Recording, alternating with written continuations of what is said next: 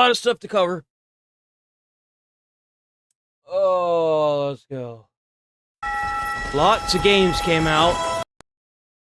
I believe Jurassic Evolution is out already.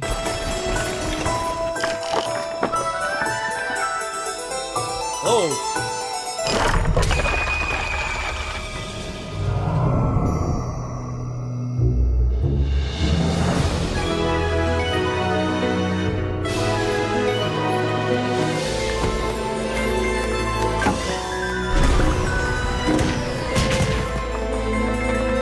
What the hell is this? Oh, this is Monster Hunter.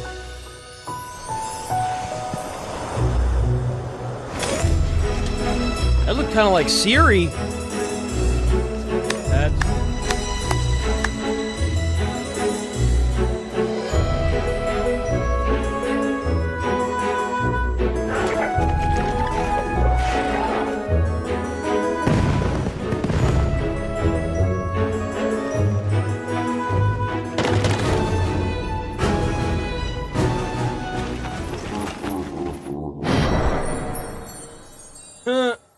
If only it ran better, right? Oh, the low blows are real.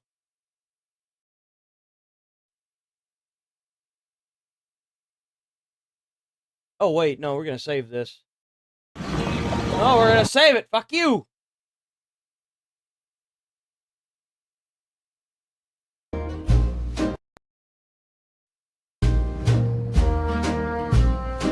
I will admit, the scenery does look better than the first game.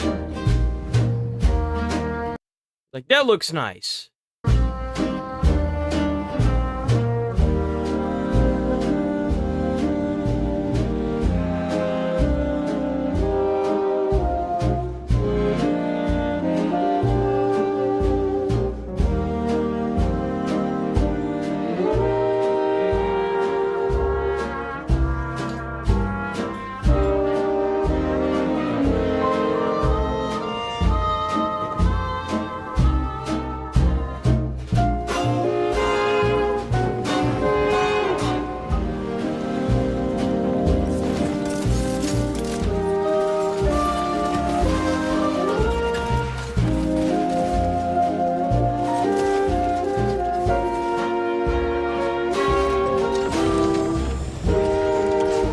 The ability to slow time, that's a new one.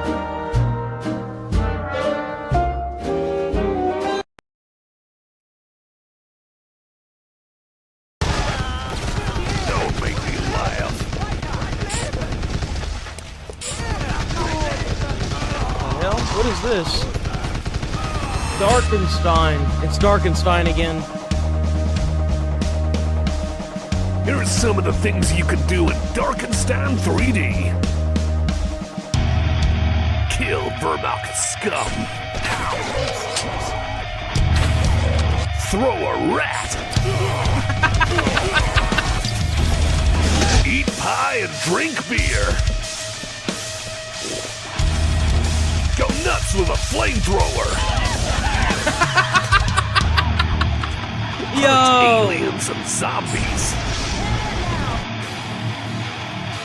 And lots more!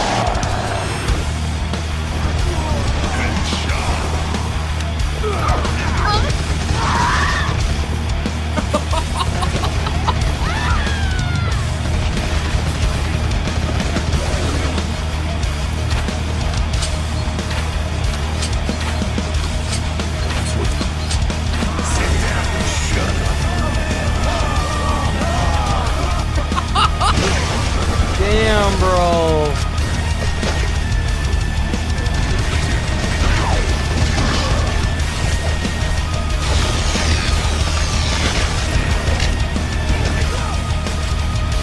Double kill, triple kill, multi-kill.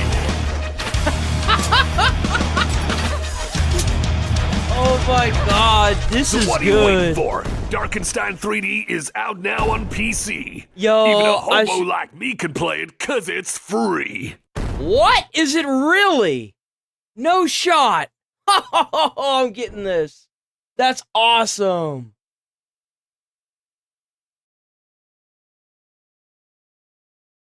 We got Fast and the Furious Arcade.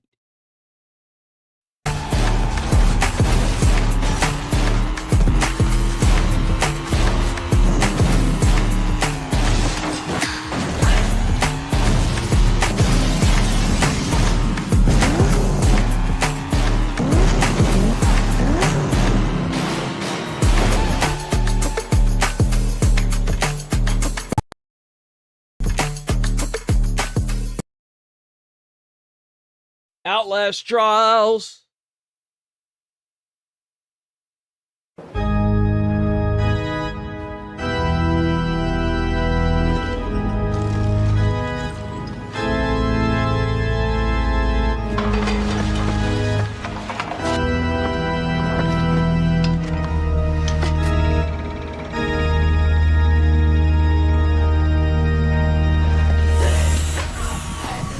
Oh, damn.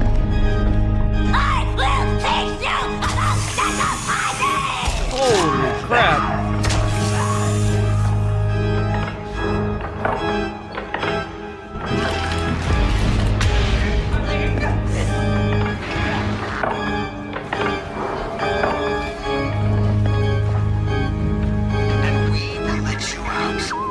So they're adding the, I guess, the opposing side to, you know, to like murderate anybody that's an, like, so they're adding bad guy multiplayer and they're adding new maps. That's pretty cool. Oh.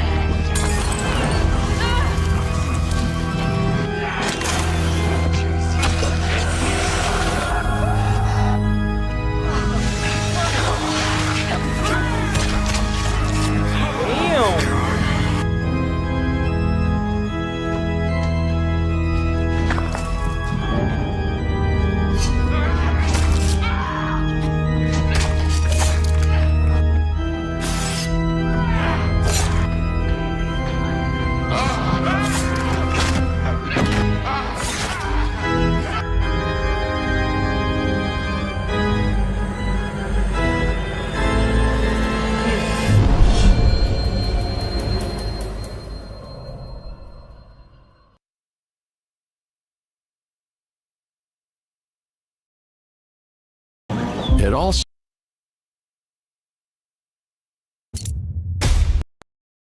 Saber. Oh, this is Saber. I didn't realize this was Saber. Oh.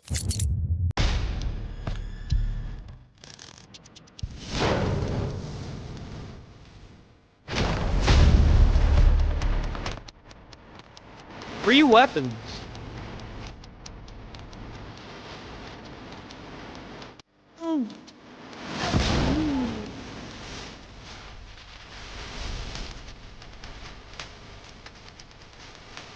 Great. That wheat? Oh, that one looks kind of cool.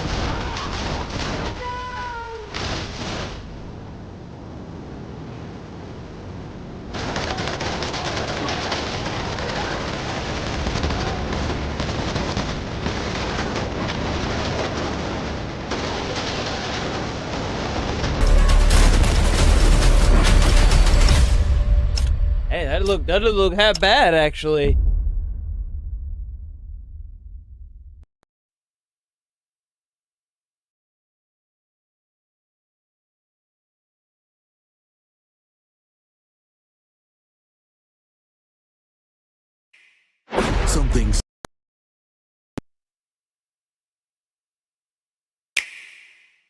Something spooky is coming to Nintendo GameCube, Nintendo Classics.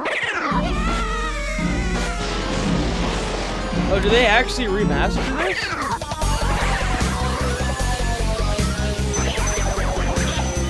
No, it's not a remaster.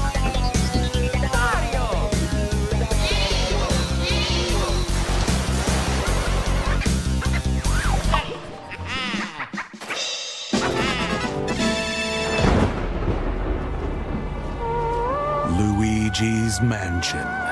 Available October 30th on the Nintendo Switch 2 system with a Nintendo Switch Online Plus expansion pack membership. And now, you can experience the whole spine-tingling trilogy with these Nintendo Switch games that are compatible with Nintendo Switch 2. Oh, so you can play the whole thing. That's pretty cool.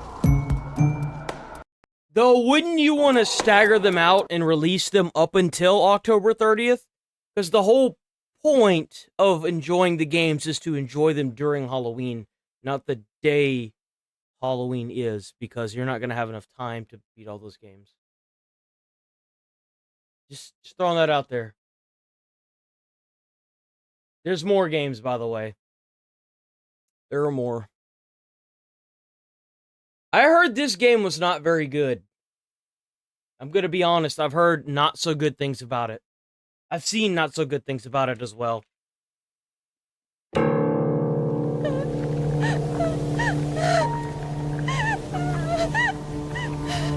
Oh man, I don't know about all that. Let's be honest with ourselves. IGN, dude. Get out of here.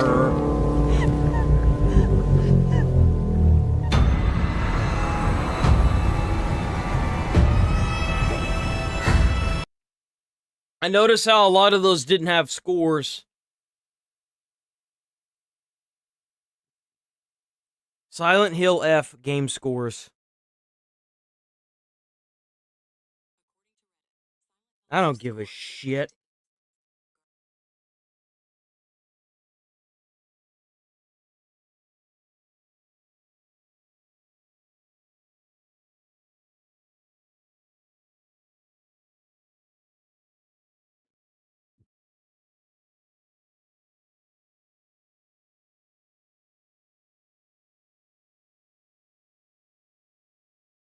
They just straight up paying for scores now? I've seen this game from start to finish. Even the guy that played it said it wasn't very good. Are they, like, paying for actual, like, are they paying people to, like, go and rate games high now? Like, I need to get on that train if that's the case. There's no way, dude. Everybody, every streamer, every person that I've seen talk about this game has rated it very poorly. They didn't like the gameplay mechanics. It felt like the enemies just would never go away.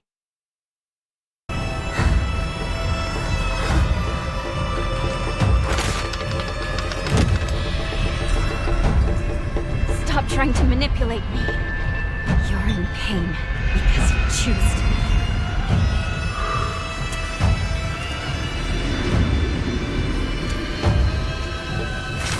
I feel like if they had not implemented a stamina system, the game would have been perfect. I do. It's because of that, like, the stamina system that kind of ruins the entire gameplay, from what I understand. A lot of people did not like that stamina system. It felt too much like they were trying to hit too many boxes whenever it came to gameplay mechanics, and it just didn't feel authentic. That's what people said. That's what a lot of streamers said. I'm moving forward. Stop! Come back here and face me! I won't be told what to do. You know. But I'd like to say that this is a different... I believe it's got, like, different designers than the studio that made Silent Hill 2 Remake.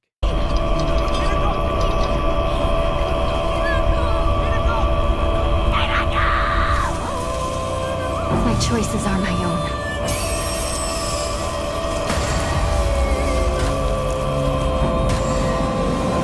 Let's do this. Shimizu Hinako.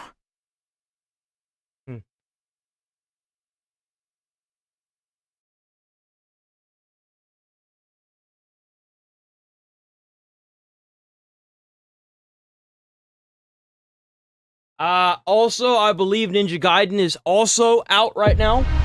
Go pick up your copy, boys. The time is nigh. No matter how many times I kill him, he always returns. Only a master ninja of the Raven Clan can send the Dark Dragon to his true grave. no such ninjas answered the call. I heard that this game in the hardest difficulty is practically unplayable. Like, it's so goddamn hard that it's just not playable. But I'm sure with a lot of practice and a lot of hard work and effort, anything is playable. Damn!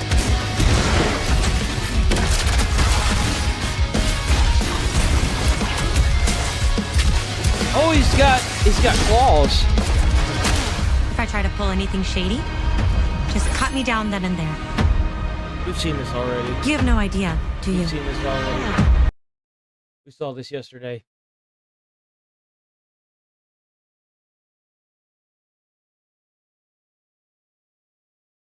I think that's it. So we got two Jurassic. Oh, we have an actual review now from Jurassic Park, and then we also have the release trailer. Because I believe Jurassic Park is out now. Yeah. What if we could bring the... By the way, Jeff Goldblum, the Jeff Goldblum, did voiceovers and voice plot in the game during the main campaign. So Jeff Goldblum does play an essential character. Past to life. From the very beginning, we got it wrong, leaving us no choice but to look back to where it all began. And now, well, now the future of human and prehistoric life depends on us finding ways to coexist.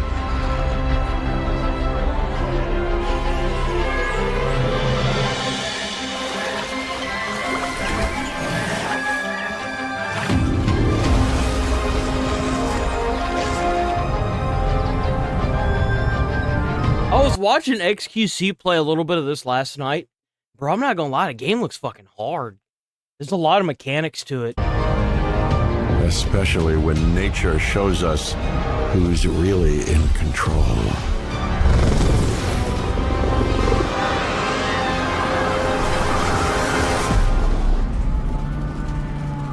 That's crazy. We can't undo the past, but maybe, just maybe, we can avoid repeating it.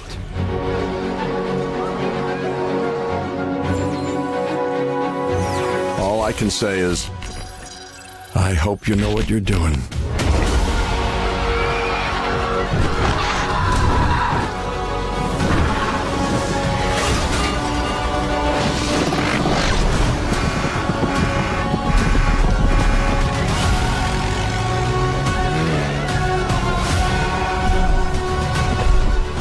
The dinosaurs do fight.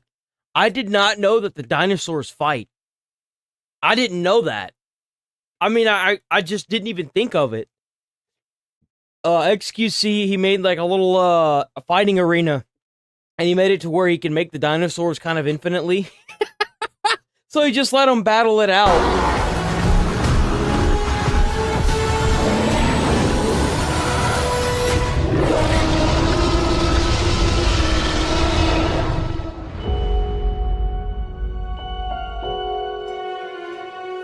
Now, the very future is in your hands. That's right, boys. It's out. Watch that review.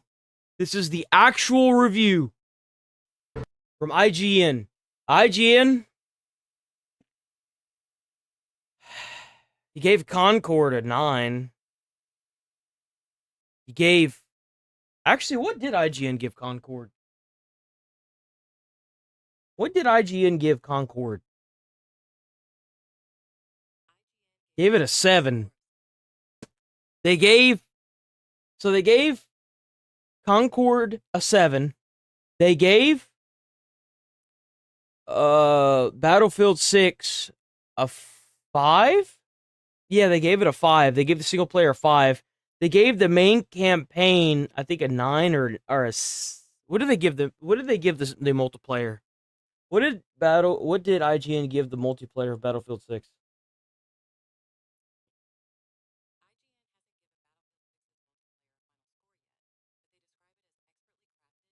They removed the score. Probably because they were getting cooked alive. And they also ranked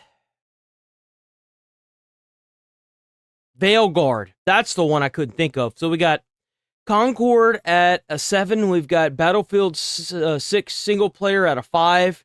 Battlefield 6 multiplayer redacted, and we've got Veilguard at a 9. Well, boys, it don't look like this string is going too good. These dots don't make this Save the dinosaurs from the volcano, Hey, there he is, Jeff Goldblum. only to put them in a cage. If there's one thing we've learned from the Jurassic Park movies, it's that running a dinosaur theme park is not easy. It's a constant balancing act of keeping your employees satisfied, making your park profitable, and meeting your guests' needs, whether that means having enough bathrooms or just not getting eaten by a velociraptor. Jurassic World Evolution 3 once again puts you in the role of park manager, giving you a chance to do what the John Hammonds and Simon Masranis of the world could not: run a thriving, lucrative theme park with attention-grabbing dinosaur attractions and minimal violent deaths. With a complex set of management and customization tools, Evolution 3 gives you more control over your park than ever before. There are so many customization options in this fucking game. It is outrageous. I don't think I have seen this much customization in a game in a very long time. The result is an incredibly engaging management sim that's a high... In fact, the last time I played a game with this much customization was Spore. That old... it's not that... It's old. It's pretty old. Spore, the computer game where you can start as a microbe and then grow to, like, conquer worlds. Point in an already satisfying series.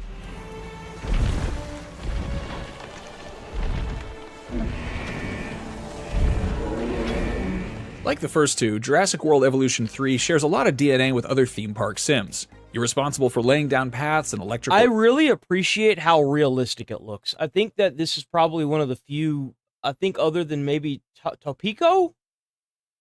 I think it's like Topico or something, or Topico, where it looks realistic and it doesn't look cartoony, like Coaster or World Coaster, Coaster World, infrastructure, building amenities that appeal to your clientele, and creating experiences that get more guests through your gates. Rather than roller coasters and haunted houses, though, the attractions are all about the dinosaurs. Just about any species will garner business, but having a variety is the key to long-term success. And thankfully, you'll have a wealth of different dino types to choose from. There's always a bit of a thrill in seeing these legendary creatures come to life, especially when you unlock the more recognizable species from the films. Of course, when you go to Disneyland, there's almost no chance that Mickey and the princesses will escape their enclosures and maul the... You know what they should do? They should add a function where you can take control of the dinosaurs. That would be so fun. Park goers. That adds an extra layer of danger to Jurassic World Evolution 3, and park managers need to maintain a high safety rating to continue to pull in money. Think of it as a chill, cozy management sim, punctuated by moments of panic and terror. You'll have to keep your dinosaurs happy by meeting their food, environmental, and cohabitation needs. Some need room to roam or prefer to live in packs, while others can thrive in small areas with only a bit of pasture to nibble on. Carnivores require... Yeah, so like, you really have to make sure that you build their areas big. Because I noticed that some people running into that issue where certain ones need cover and brush and berries. But if you put down the berries, it removes the brush and the cover. And the cover is like trees. So like you need like a tree line, you know? Either fresh meat or live prey, while herbivores need greenery, fruit, and nuts. Flying and swimming dinosaurs need special enclosures, since fencing in a giant fish is about as useful as hiding from a T-Rex in a bathroom stall. It's really satisfying to get in a loop of researching dig sites, sending expeditions to those sites, extracting DNA, and finally finding the perfect spot to incubate your newly discovered species. If that seems like a lot to manage, it is. But the campaign does a great job of walking you through the increasingly complex mechanics.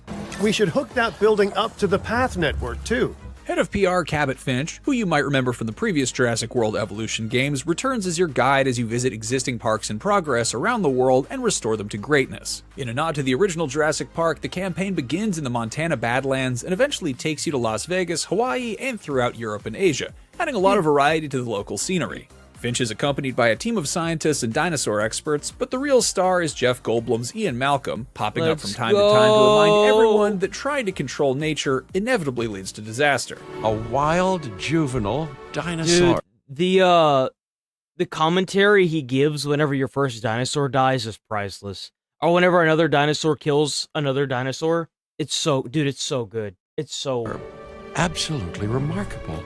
Even if you're already familiar with the series, the campaign mode is an effective way of familiarizing yourself with Jurassic World Evolution 3's new features. The biggest addition is the introduction of in-park breeding. Previously, you could only synthesize dinosaurs based on how much of their DNA you extracted from fossils found on expeditions. Now, once you've incubated compatible males and females of the same species, you can set up a cozy nesting area and wait for them to get busy. Well, I'll be. Juvenile dinosaurs created the old-fashioned way. This mechanic adds a few new wrinkles to the tried and true Jurassic World Evolution formula. You can work with your scientists to create a breeding plan, or preferably just wait and see. So whenever you synthesize them, I was curious to see how it is that you can even change the color of the dinosaurs. Whenever you synthesize them, whenever you create them with the DNA, not when you breed them, whenever you create them to put them into the park, which is how you first get them, you can choose what color they are. See if nature takes its course. Who knew it'd be so fun to play matchmaker to a bunch of prehistoric dinosaurs? I'm wildly curious to find out. Once the next generation hatches, juveniles might have different needs than their parents. For example, while grown carnivores prefer to hunt their own prey, baby raptors and T-Rexes will need stores of prepared meat in their pens. The tallest dinosaurs can reach the foliage on treetops, but their offspring will need nourishment closer to the ground. If you let breeding go on unchecked, pens can get overcrowded, which leads to breakouts and general panic among your guests. While you're managing these dinosaur family units, you'll also have to curry favor with the entertainment, security, and conservation factions, another new feature. You can gain reputation by completing certain contracts, which are basically well-paid side missions, and improving the quality of your parks. Gaining a positive reputation with all three factions becomes very important in the last few chapters of the story, but they don't necessarily want the same things. Pleasing them becomes yet another balancing act that adds more depth to the gameplay.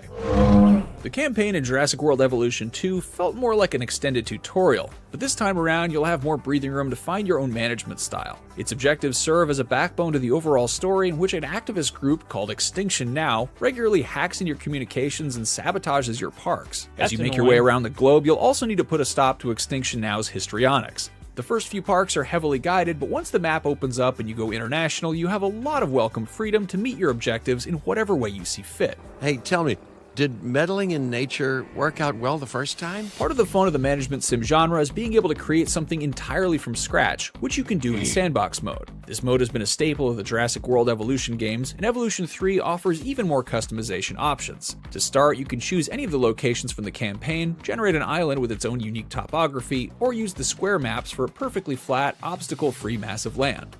You have control over almost every aspect in the sandbox, including your starting funds, certain dinosaur behaviors, and beyond. You can make it more challenging for yourself with a shoestring budget, or choose unlimited funding to remove all cost barriers to creating the dinosaur theme park of your dreams, depending on what you're in the mood for. You can take on contracts to make extra money, but for the most part, sandbox mode is an unguided experience. It's easy to lose track of time when you're making sure your paths are perfectly aligned and setting up an unforgettable park tour with maximum dinosaur visibility. And unlike in the campaign, where Cabot, Malcolm, and the rest of the cast are frequently chattering at you, the sandbox is quiet and zen. Well, at least until the Indominus Rex gets loose. Ooh. The third gameplay mode, Scenarios, consists of time I noticed that there was a Gigantosaurus or something like that. That one looked crazy. Challenges with specific objectives and varying restrictions. In one, you'll have to take manual control of one of your ranger teams and take photos of wild dinosaurs. In another, you might be barred from editing the existing dinosaur pens regardless of the well-being of those inside. This time trial approach doesn't quite work, as it felt antithetical to the management sim experience, and the objectives weren't interesting enough to make them worth the effort. That said, it is impressive that Jurassic World Evolution 3 offers options for just about every kind of management fan. Longtime fans will also be happy to see the quality of life updates Jurassic World Evolution 3 has implemented.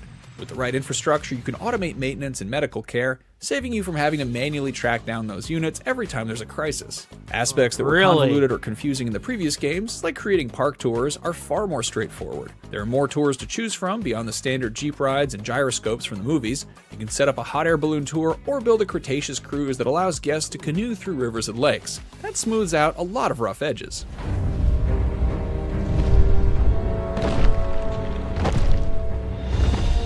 In the very first Jurassic Park movie, there's a moment where the main characters see dinosaurs in the wild for the first time and they're almost frozen in amazement. The Jurassic World Evolution series has done an incredible job of recreating that feeling since the very first installment. Seeing your first dinos leave their incubation center is always a thrill, and it gets even more exciting when your park becomes populated by pteranodons, megalodons, fierce carnivores, looming long-neck herbivores, and hybrid species that defy man and nature. Jurassic World Evolution 3 builds on an already impressive foundation to give aspiring dinosaur theme park managers more control than ever before. New features and quality of life updates make the third installment the pinnacle of the series, even if the scenario mode doesn't hold a candle to the previous game's chaos theory. If building and maintaining a dinosaur theme park is your idea of a good time, Evolution 3 has plenty to offer. For more on this fall's big games, check out our reviews of Keeper or Vampire the Masquerade. Oh, damn. Much like the thought of... Dude, there's no way this game is going to be... So, like, they kind of messed up with this one. Because they just released Ninja Gaiden 4, I think yesterday or today. No, yesterday. It was yesterday. So they released it on top of Ninja Gaiden. Why would you do becoming that? An actual vampire? There are some things I really like about Vampire the Masquerade Bloodlines 2, and some I really don't care for. Ooh. Developer The Chinese Room has undeniably done a remarkable job breaking out of its typically slow-paced and linear realm to give us a streetlight-soaked open-world So this is that game where you can tell people to do things. Like, for example, there was a scene in the trailer where you could take control of, like, a group of people and then tell them to snap their necks, and then they do it. Battle that's enjoyable to explore, with a side of positively exquisite writing and voice acting. Look what took the bait. But combat never rises much above the level of being merely pretty good, and a lack of payoff for both mechanical and story choices hold this nocturnal sojourn back from greatness. What year is this? The year 2024. When did you... I have been asleep for 100 years. The slice of Seattle that serves as a hub for Bloodlines 2's searching, stalking, and politicking is impressive to behold, though don't expect GTA scale here. At around 5 blocks by 5 blocks, with most buildings climbable and rooftops fully navigable, there's quite a bit more room to prowl than in Bloodlines 1's Santa Monica, with several distinct and memorable areas. Small map. From the charming Pioneer Square to the lantern-lit Chinatown. Moving around it by clambering, leaping, and gliding is some of the most fun I had. That does look fun. This is also where your semi-customizable elder vampire, Fire, will hunt their prey in the form of hapless humans I was starting to think you wouldn't show. who can be provoked, scared, or seduced depending on your hunting style. I appreciate that feeding is a major, unavoidable part of the nightly routine, but I think it could have been done better in a couple ways. For one, you only need to feed to recharge your combat powers. In the tabletop game, you get thirsty upon waking up every night. And in Bloodlines 1, your blood pool would steadily drop over time. I don't think this needs to be a hardcore survival game, but something like that would have helped sell that vampires trust me, need we will blood eventually. like we need food and water. See you around, hamster whamster. Stay safe out there, man. A lot of crazy stuff. Adding a sense of desperation, because right now it's just something you need to top up on before going into battle. Bye-bye! Ow. For another, there just isn't enough variety in the NPC models and voices. Dude, why does this game look like a PlayStation 2 game? Like, the way the characters move and stuff, it looks a lot like either PlayStation 2 or PlayStation... Actually, I'll take that back. It looks more like a PlayStation 3, but like bad graphics. Like, come on. To keep me fooled across the 30+ hours my first playthrough took. I probably fed on this exact woman in this exact hat at least a couple dozen times. It's kind of funny. You are required to maintain the masquerade while at street level, meaning no using your powers or feeding in front of normies, which is appropriate. You can't have a Vampire the Masquerade game without, well, the masquerade. But I did find it was a bit too easy to shake off any suspicion if I messed up. The key component of Vampire the Masquerade lore that is almost completely missing, outside of one cutscene that happens no matter what you do, is the Beast. Interesting. My mouth it's coming out of either.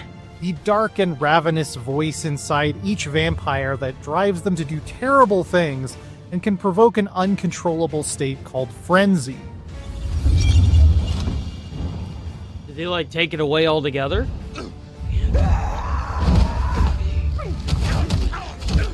The absolute best mechanic in the 5th edition of the Vampire the Masquerade tabletop game, upon which Bloodlines 2 is based, is an increasing hunger track that makes your character more likely to behave in a monstrous or unpredictable manner the longer they've gone without feeding. I get that people don't usually like losing control of their character, but this is so crucial to the Vampire the Masquerade universe that its absence is an almost fatal flaw. It's the one choice that consistently made me feel like I was playing a generic vampire game, You know not why? a vampire. You know why? They did it because I'd imagine they were annoyed of it too, which is bad. Just because you don't like the mechanic doesn't necessarily mean you get rid of it altogether. You should build on it and make it more controllable. Harder, but more controllable. Like, make it harder to get these skills to unlock the ability to control it, but make it to where you can control it to an extent. So, I mean, like, you are a vampire. Vampires have to feed. They have to. Masquerade game. At least the combat is challenging, pulse pounding. I kind of like Underworld's view on the whole vampire lichen thing, where if a vampire eats another vampire, you learn everything that they knew. That aspect of it is almost brilliant in a way. I really liked that view of the vampirism in it. Overall pretty decent. Can get a little disorienting, and I really wish there was more of a hard lock-on ability, given it's all in third person and both you and your opponents are constantly zipping around at high speeds. But third person? You mean first person? This is first person. What do you mean third person? there are some exciting nuances to master, like the various kicks, parries, and telekinetic grabs. At least for a melee build, it could be really exhilarating once I got the hang of it. Stealth is satisfying and rewarding as well, though it's limited in certain segments like boss fights in a way that can come across as punishing you for deciding to focus on it. Some of the more esoteric fighting styles, like Tremere Blood Sorcery, are absolutely sick, nasty, amazing the first few times you pull them off. Boiling someone's blood from the inside is every bit as bombastically brutal as you'd imagine. But can come to seem like more of a gimmick than a play style after a while. Overall, though, the frantic and action-packed sequences that combined my abilities to use the environment, my movement powers, and even my enemies against each other were some of the high points of Bloodlines 2. Where it falls down the most, unfortunately, is as an RPG. You are playing as an elder vampire, so it's not exactly a typical zero to hero story. I am old, Sheriff, and of far stronger blood than your generation. Do not mistake me for your prey. But just to give a representative example, the damage your melee attacks do at the very beginning is exactly the same as it will be in the final boss fight. You awaken new powers called disciplines, like being able to turn invisible or smooch an enemy to turn them to your side, but you'll get all of them for your chosen clan within the first 6 to 8 hours or so. Damn. After which point, anything else is mostly a side grade. You can upgrade your health track by finding hidden symbols painted in blood across Seattle, but overall, there isn't much of a sense of power progression throughout most of the campaign. This is further limited by the fact that you can only equip 4 disciplines at a time, and only one from each category, which was especially vexing. So, for example, you can't mix and match 2 different clans' movement abilities to create your own hyper-mobile playstyle. I don't see the wisdom in these restrictions at all. I also don't really enjoy that each discipline can only be used once in battle before having to feed again, since they each have their own separate pool of power points, instead of having them draw from a common pool of stored blood that I could spend however I like. Sometimes restrictions are good. I just don't think any of these ones are. I'm a dang vampire, just let me do what I want. I did really appreciate the options Fire has for visual customization. Each clan has 4 different outfits to unlock, from the punk rock streetwear of the Brujah to the sharp business attire of the Ventru. NPCs will actually react differently to you based on what you're wearing. Yo, wait a minute. NPCs will actually react differently. That kind of looks like, Nelson from... Oh my god, what is that called? It's a Sucker Punch game. Oh my god. Nelson? I think that's his name? Infamous 3. It looks just like his jacket. To you based on what you're wearing. It even has the star. NPCs will actually react differently. Delson from, Infamous 3.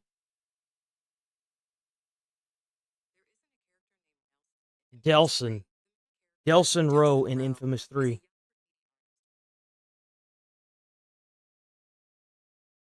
No, he's got a denim jacket. I was wrong. To you based on what you're wearing, such as being easier to seduce if you show a little more skin. Let's go somewhere private. That is honestly amazing. But what we're missing is a weapon slot, and that is definitely not amazing. I get that Fire is an elder and a living weapon herself. She can telekinetically use a gun as a sort of one-off combat consumable. That's stupid. Or throw a fire extinguisher across. That's really stupid. You can't even, like, pick it up and store it. You can use it as a one-off telekinetic. She's too goddamn perfect to pick up a shotgun and shoot it with her fingers. Across the room. Dumb. But melee is always a hand-to-hand affair. And again, this is just cramping my style from a character customization angle. Do I need weapons to kill these chumps? Nah. But a vampire with a trench coat and dual pistols or a sweet-ass katana is just too cool and iconic not to allow in your vampire I agree. RPG. The least they could have done is allowed, like, a sword. A sword would have been really cool. Even Blade did that. It's a part of character creation and self-expression in the tabletop game what kind of weaponry you want to use. What are we doing here? I'm not gonna lie. I'm not gonna hate the game because their playstyle they want you to use hand-to-hand. I'm gonna hate the game because it's not just the hand-to-hand that's limited. It's the fact that all of your skills and abilities are limited as well. It's not necessarily the one thing that makes a game not very fun to play. It's whenever you get all these sweet skills and you can only equip 4 and you can't equip certain ones together to be even more OP. At that point, it just feels like you're micromanaging to micromanage. And that is going to kill your game faster than any kind of woke stuff you will ever put in it will. That is like what used to kill old games almost instantaneously. The thing about God of War, do you think that the game would be as good if you could only fill up the blades of chaos instead of the blade of Olympus. So you had to choose out of your skills which one you want to be strong. No, I want to be able to level everything. I want to be OP as hell. I want to be able to like slice and dice, man. Damn, kid. I want the game to be fun. That seems to be what a lot of these developers don't understand, is that whenever you micromanage to the point where you can't even equip skills that make you OP, the game's not fun. It just feels like you're trying to micromanage it. It's not fun. You're not new to chewing your way through the hordes, are you? The story about solving a series of dramatic murders and navigating court politics is overall extremely well written and voiced by a fantastic cast, from the sarcastic Nosferatu Tali, you know what's really serious? Educate me. to the self-indulgent Queen of Seattle herself, Lou Graham. Well now, it's not often I see someone new in my city. It's so good, in fact, that for the last few hours, I was ready to throw the windows open and start yelling into the night that everybody needed to experience this. What do you call yourself now? Does it Fine. end bad? But then it absolutely broke my cold, dead heart.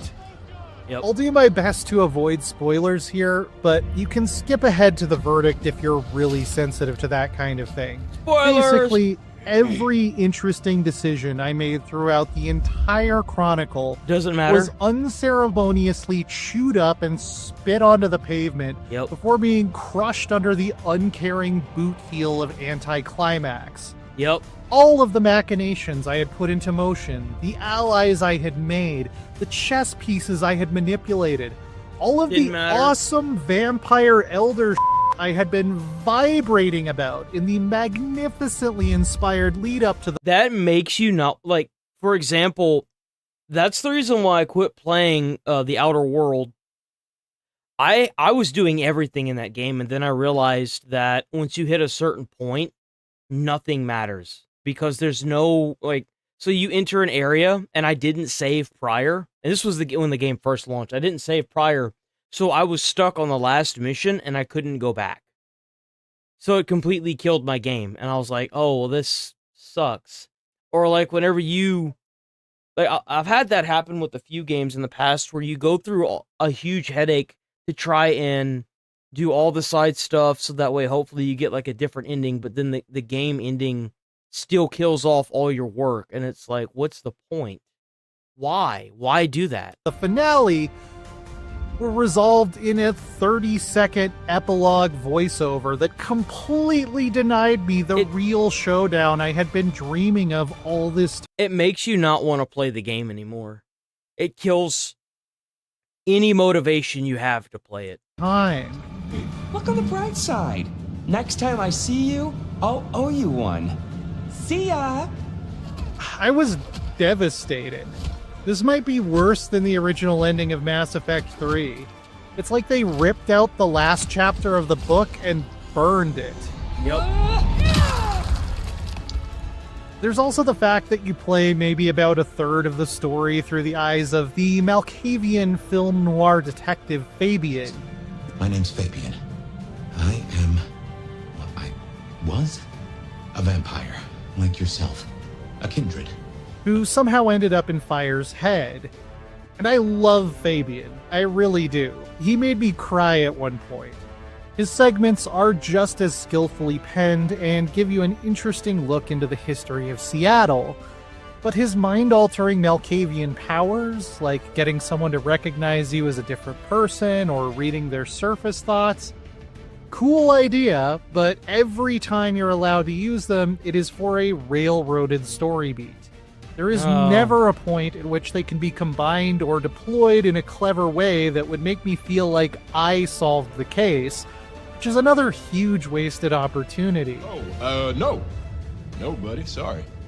At the end of the night, this is a story that seems almost annoyed by the fact that it has to offer you any kind of choice at all. Is that so? Because I think you are out of your depth. If I may really channel my inner Toreador, I have a complicated love-hate relationship with Vampire the Masquerade Bloodlines 2, that feels almost impossible to boil down into a simple thesis statement, or certainly a single-digit number. At times, I want to be alone with it in a moment of passion, and at others, I want to strangle the life out of it. Nested within the things that bug me about it are bits that I love, and in the parts I like the most, I can detect the subtle whiff of things I loathe. There's a story well worth experiencing that nevertheless let me down brutally in the end. Damn. It gets so much right about how it should feel to play as one of the kindred through every stolen bite and scrappy brawl, while completely ignoring certain crucial aspects of it at the same time. Did I enjoy it? Certainly. That's an easy yes. Would I recommend it? That's a much more complicated question. Whoa. All questions, no answers. The thing is, I could say the same about the original Bloodlines as well. God damn, despite that's the old. two being such different animals. Both are deeply flawed, yet unique and remarkable bites at the apple. Or, I guess, the jugular. That may be the best compliment I can pay it. Oh, 7. Something tells me it was going to be lower than that. For more, check out our reviews of Little Nightmares 3. Rough. That's rough. And for everything else. Bat and Squatch. Let's get it. Check out Bat and Squatch. Awesome channel, by the way. Thanks for not striking me yet, that I can tell of. But thank you so much. Check them out. They're awesome channel. Go give them some love. They need it. Is mine.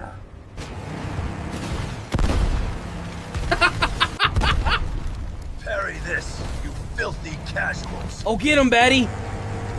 Oh, that was coming up. Okay. How'd they end up in Mad Max? Keep your speed steady. He needs to see us. He needs to get angry. They're coming back? The audacity! Sound the charge! All of you, ride! Damn, here we go. They took the bait. Where's Squat? Now let's make it hurt.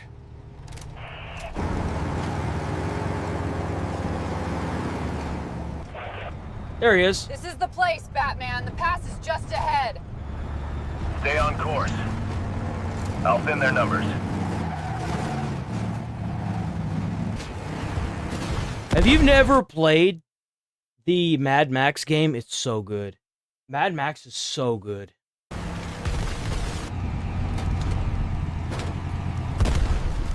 Parry this, you filthy casuals. Oh, get him. Oh!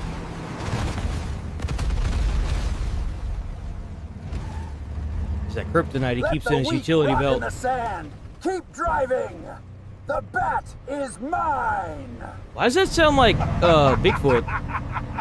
Did you see that? This is a good start, but there are too many left. Joey. Damn, there is a lot left. The clown? Oh. I heard you call yourself a god. It's the Joker. I've met gods. You're just a second-hand villain with a breathing problem. Joker! Here we go! Uh-oh.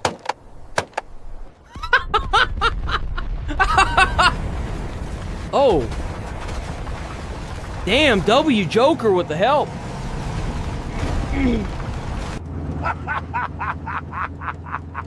Now that's a vacation.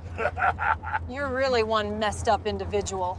Oh, and by the way, I'm going back to your little sandcastle to do some redecorating. Ta-ta! Damn it! Bats, go get the clown before he breaks our new house. We've got this. On it, and Bigfoot, don't get killed.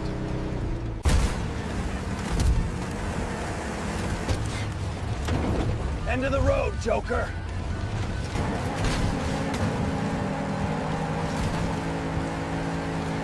Damn it! Ooh! Ooh! Got him. Oh! Whoa! Stop the truck. I'll finish the job. Come here, hard breather. I'm gonna kick your ass.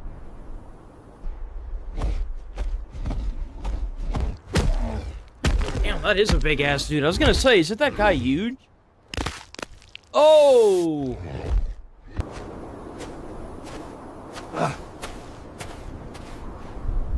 Wasn't that fun?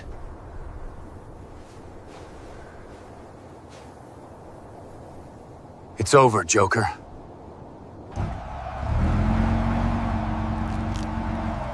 Is that a burrito? Damn, you've got tons of fans. You have what you need. Our workshops are yours.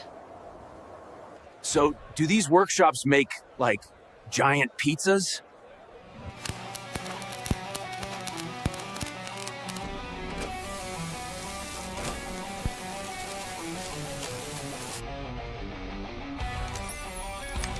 He's trying to like get a portal back home.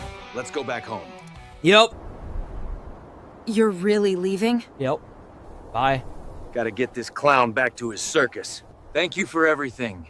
And take care of my Batmobile. The Arkham Asylum.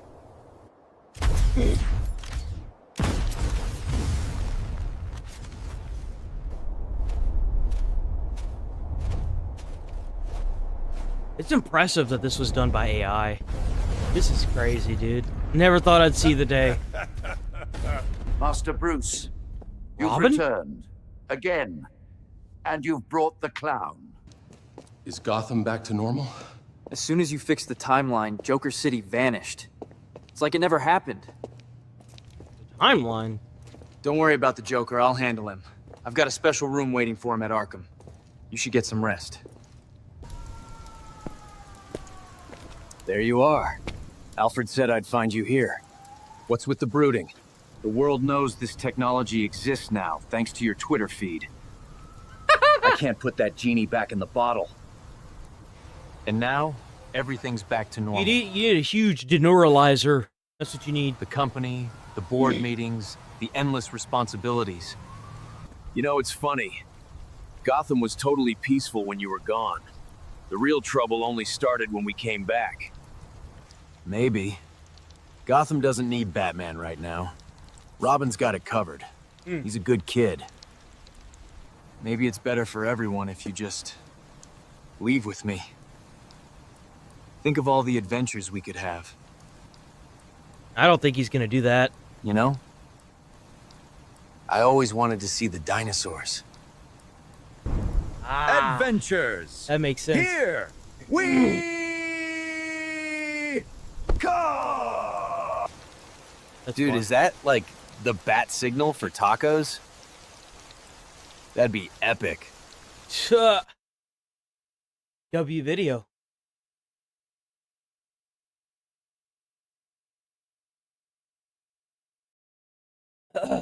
So Ludwig finally admits that Hassan is in the wrong. Check out XQC. If you don't know who XQC is, you're missing out on life. If you want me to remove the video, XQC editors, just leave a comment on the video, leave a comment on the stream. I'll gladly take it down. Email me. Don't strike the video, please. Dog collar based off what's on my For You. Do I think Hassan shocks his dog? I have no fucking clue. I think he lied about having a shock collar. I think he 100% had a shock collar based off what's on my For You page. Maybe I'm getting psyoped. He's adamant that he hasn't shocked her. But that 100% is a shock collar, as a fact. I feel like that shit is 100%. There it is. That's it. What the chat says. That's the question. If you go through the trouble and the money to get a shock collar, what do you think the likelihood is that he's using it? Probably pretty high. It's just weird that you can't just say what Hassan did was bad and black and white. It's a fact. It's because he's a professional. Like, Ludwig used to cover a lot of the huge drama, the online drama. But then he got a lot of sponsors. Like, for example, the Red Bull microphone. I think he also got sponsored by an insurance company. He's professional, if that makes any sense. So he's trying to stay professional. And to be quite frank, a lot of the other YouTubers hate him for that, or streamers. They hate it, especially Asmongold, because he used to farm Ludwig for content. But the thing is you can't hate him for trying to pay his bills. I feel like I should use 100% shot call. Hassan raided him after the But I got no Ludwig clue. joke, and doing that made fans harass him for the joke. Ludwig is lying. Hassan raided him after the Ludwig joke. What joke? And doing that made fans harass him for the joke? I don't get it. Thank you. The song call now. I think like you are like. See this that misapprehension. It is not like the popular side to be on. It truly, I think, is pathetic. Well, brother, I think it's crazy. I think it's Sonshock's dog. I have no fucking clue. How's that a bad take, brother? You act like people came up with that. I don't understand that. How you not get what I'm like my point? People have to manufacture that take, that lie, for people to pick up on it, for you to be saying that. It's just crazy. Oops. Yeah.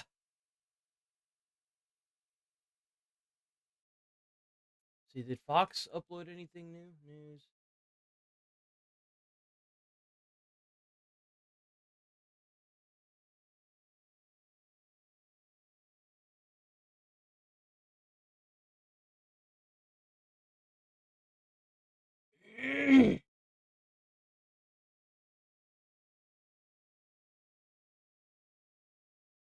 What the hell?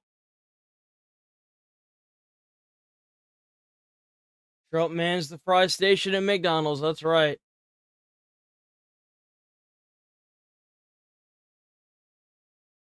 Oh, what? They thwarted a mass shooting. That's crazy. So there was supposed to be... Come on. So police in Georgia say a tragedy averted after a family saw something and then said something to... So I guess, yeah, someone... Thank you. Someone who actually listened. So somebody saw something and said something, and they actually stopped the mass shooting in an airport. Atlanta. So police in Georgia say a tragedy averted after a family saw something and then said something to police. Hell yeah. Authorities arresting a convicted felon at the Atlanta airport yesterday morning after his family called the cops to say he was allegedly on his way there to try and commit a mass shooting. Now get this, now the family turned him in. Madison Scarpino live in Atlanta with how this all went down. Good morning there. Good morning, Bill. Police say that the suspect was streaming on social media, making threats, saying he was on his way to go shoot up the Atlanta airport, and he was also armed with an assault rifle. Well, as you mentioned, the family then notified police, who were then on the lookout for this man, and thankfully they grabbed him before anything could happen. So this is police detaining 49-year-old Billy Cagle, who they say is a convicted felon with mental health problems. He's a felon with a semi-automatic weapon, and he's got mental challenges, and he's approaching the world's busiest and most efficient airport. When you have those combinations together, it can turn out to be deadly. Police did not know that the suspect was already at the airport by the time the family alerted them of his threats. Video shows Cagle parking his truck in the South Terminal drop-off zone and making his way into the terminal just minutes later, fortunately, though, with his gun still in the truck. Now, police say he was particularly interested in... Hey, man, if it comes to turning in a family member to stop to prevent a mass shooting, you damn straight I'm going to turn in that family member. No way in hell I wouldn't. Bro's getting cooked. the TSA security. Like, how could you get onto social media and say that you're going to do it prior to doing it? Like, that's so stupid. It's a good thing he did that, actually. You know what? Yeah, it's a good thing he did that, honestly. Fine, and was hanging around there before police recognize and detain him. And investigators then found the AR-15 with 27 rounds of ammo in Cagle's truck outside. I do believe that Mr. Cagle was headed back to his truck to retrieve it, and I do believe he was likely. You think they'll find a manifesto? He must have a manifesto somewhere. That weapon inside the crowded terminal that he had just seen. Cagle is currently in the Clayton County Jail. A bond has not yet been set, but he's now facing multiple charges, including terroristic threats and possession of a firearm. To be quite frank, they should charge this man for attempted murder and throw him in jail for the rest of his life. There is no good that is going to come from this man getting out of jail and going right back and doing what he's doing. They need to put this man in jail or in a mental institution and leave him there. Period. This man does not need to be out in the general public. He does not. Zero reason to let this man out. Now, of course, but his rights. He was about to take who knows how many people's lives. No. Still a lot of questions as to how this mentally ill felon got his hands on that powerful weapon. And keep in mind, he probably got that gun illegally. He probably either stole it from somewhere or he bought it illegally. So it's another, oh, well, we need to put more gun laws, but it's like, you do realize that most of these people either fabricate the weapon or they'll use a knife. There was a mass stabbing in a Target recently that was stopped by 2 veterans with handguns. So, like, let that... It's all part of the investigation, but bottom line, police believe that they prevented a potential horrific event thanks to their quick work. That's right. He was about to take the rights away from a lot of people. The family. W family, by the way. And they made the right decision, apparently. Madison, thanks. Apparently. Yeah, I don't know. They absolutely made the right decision. Absolutely. Have you been here the whole time, Nigel, or did you get off for a little while?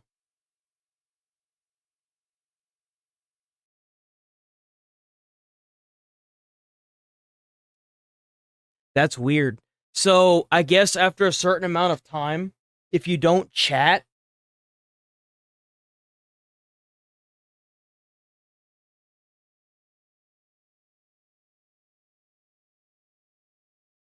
if you I guess if you don't chat after a while, it stops counting your view.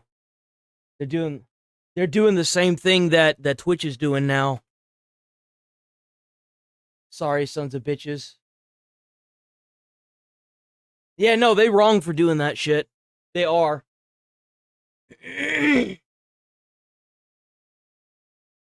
That's some dog shit. Carry out joint ICE crackdown. Legal vending.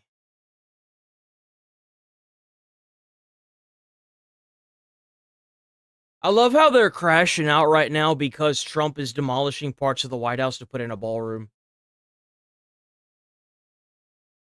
All right, over in Washington, the Trump administration is seeing a remodel. They're acting like he's tearing down the White House. Bro's trying to put in a 200. Bro's about to increase the value of the White House even more than what it is. Come on. Over in Washington, $250 million ballroom. The administration is overseeing a remodel of the east wing of the White House, making way for a brand new ballroom. But the site of demolition crews have some Democrats seething. Oh, that sucks. Peter Doocy joins us live from the White House with more. Good morning, Peter. Good morning, yes. And anytime you see us here outside at the White House, we are coming to you from the west side of campus. Over on the east side, across the lawn, the walls are coming down, and we have some video of this yesterday. Parts of the I mean, ideally, how much of the White House do they even use at this point? I feel like most of the White House isn't even being used. So, like, if Trump wants to demolish a portion of it to put in a ballroom, so that way they can actually use it for stuff, I think I'm okay with that, honestly. Seriously, like, what's so wrong about it? Have now been demolished. Well, because it's like, what, 1,000 years old, we should just keep it the way it is? I mean, come on. To be modernized. The thing is like, if you're still actively using it to hold meetings and bring some of the most powerful people in the world over, it's not a piece of history, it's still acting as history. Like, it's still writing in stuff. Now, when that building becomes, vacant and they're no longer using it to do those things, then I would be like, maybe you shouldn't tear down pieces of it, but they're still using it. It's still being used for stuff. And they need to, do what every building needs, and it needs to be updated, and pieces need to be added to continue updating it, And to make room for a new privately funded ballroom. A sampling of the Democratic reaction reads like this. Hillary Clinton says, it's not his house, it's your house, and he's destroying it. Gavin Newsom says, ripping apart the White House just like he's ripping apart the Constitution. And Elizabeth Warren says, oh, you're trying to say the cost of living is skyrocketing. Donald Trump can't hear you over the sound of bulldozers demolishing a wing of the White House to build a brand new ballroom. And this isn't the first time that the White House has had work done. Go back to 1902. Teddy Roosevelt added the whole West Wing. 1909, Taft added the Oval Office. 33, FDR installed a swimming pool. 52, Truman gutted the entire inside of the White House and added a bowling alley. That's crazy. And in 2009, outside President Obama added Truman a must basketball court. Truman must have loved his bowling. I love that they did this. Fox News for doing this, because this kind of shows all the different presidents that added stuff. Like there doesn't need to be this. Oh well, he's the only president ever in the world that's done this. Oh no, dude, like no. President Trump, with this project, has courted wealthy outside donors. So this isn't taxpayer funded, which is why the construction continues during a shutdown. So there you go. Not even the taxpayers had to pay for this. So that completely removes that aspect of it. What a great president that you must either think you are or you must be if you want to set up the White House, because this isn't just for his presidency. This is going to be for every presidency from now until the end of time, it seems like. And he didn't even use taxpayer money. He used private funding to do this. That says a lot. Putting up our own money with the government just paying for nothing. You probably hear the beautiful sound of construction to the back. You hear that sound? Oh, that's music to my ears. I love that sound. Administration after administration have publicly and privately spoken about the need for a larger event space. So while many there you go. So it wasn't even just a him thing. He is building on something that other people have complained about. There you go. About this, it's President Trump who is actually doing something about it. And something that seems to be lost with all of the discourse about the new ballroom. The Democrats complaining about the new ballroom can use the new ballroom. They just have to win back the White House. Back to you. Yeah. I mean, he doesn't. It's not. That's a low blow, but it's funny, dude. Leaving it behind. Thanks, Peter. It's ours forever. So that's what's the first phase of construction. Yeah. People are surprised, but it will be if the Democrats don't rally together and come up with something other than these alienating policies. When it's done construction, seen a house built, or traveled in a neighborhood, looked out the window of a car when you're driving, you see construction sites before. So and he's doing it at a good rate, and plus the U.S. taxpayers aren't going to have to pay for it. I am going to. By the way, W decision. Like, think about that. They're adding to the White House. And it's not having to come out of the taxpayers' pockets. Like, how the hell can you shit on that? Seriously. That's like them using private funding to fix a pothole on the road. Like, that's kind of insane.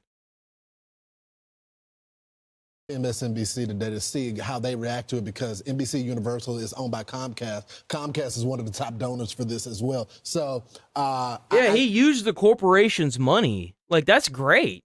Interested to see how that. Like, if corporations wanted to start paying for potholes in the road, that'd be even better. Oh, that'll be interesting.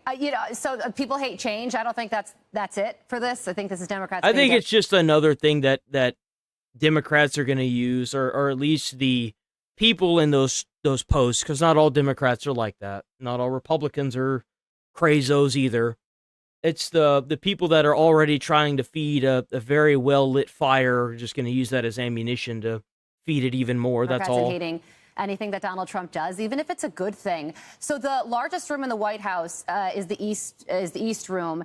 It holds 200 people. So when they have state dinners, in the United States of America, at the White House, they have to hold them outside in a tent. No. And they've been doing that for hundreds of years. No, so fuck President that. Trump, he tried to do this under the Bro, especially if you got to wear a tuxedo and you're outside in that humidity, that's got to be so uncomfortable. But think about how that looks to the rest of the world whenever you're trying to act tough and, you know, threaten people, and then you got to sit outside in a tent. That Obama sucks. administration. He spoke to David Axelrod. And I'm making light of the situation. There are way bigger problems going on in America, but the fact that they really tried to single in on this blows my mind. said, you know, when he wasn't even in politics at this point, he said, let me go in there and build this ballroom for you guys. Never heard back. So now he's president the second time and says, this is what I'm going to do right now. And they're going to have it, like you said, Brian, for, you know, in perpetuity. It'll be used forever. He's 9 months He's in. right. And look at what he's done. In 9 months, this man has already been considered for 2 Nobel Peace Prizes and is single-handedly cleaning up the streets of America. Again, I'm not a big fan of Trump and who he is, but currently what he's standing for, I can get behind that. Like, I can. I'm sure at some point it's going to turn to shit, but as of right now. And he also, I think he spent the last 4 years drawing up plays like Bill Walsh with the San Francisco 49ers in the 90s. He would script his first few drives before the game starts. This is all the president's script. He went in great detail. He knows exactly what he's doing. You see those renderings? You don't sketch that overnight. But the problem, Brian, is, like, I knew that he had a sketch, right, of all the things. But even I'm dizzy, right, of everything. The ability to multitask with peace and then the legislation in Congress, all the appointments, then redesign the White House. W decision. Interesting. Hold on, let me use the bathroom. I'll be right back. I can't believe we're almost... I think this might be the longest government shutdown in history so far. It's kind of crazy.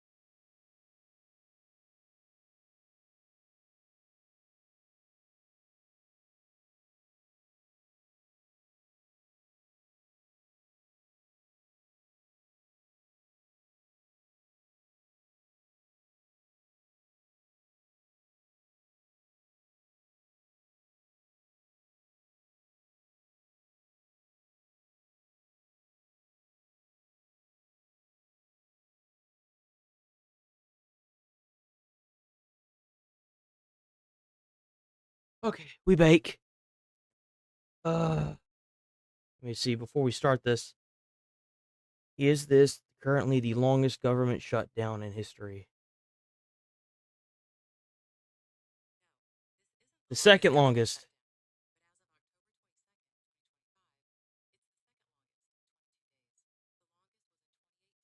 35. So we're at 22 days. So if we make it to 35 days, it'll either rival or go past.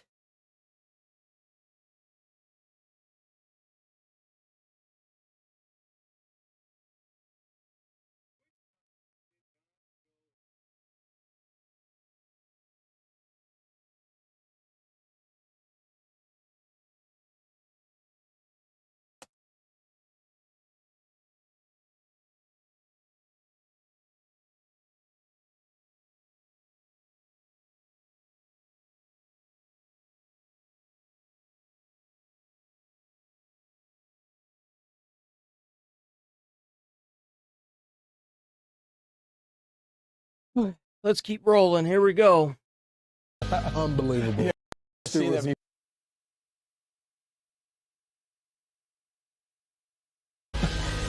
Unbelievable. Yeah, I've never History seen that was before. made. So the government shutdown entering day 22, marking the second longest shutdown in U.S. history. Senior congressional correspondent That's Chad crazy. Pergram joins us now from the Capitol with the latest. Chad, any break? Is there At any 36 days, it'll be considered the longest shutdown in history.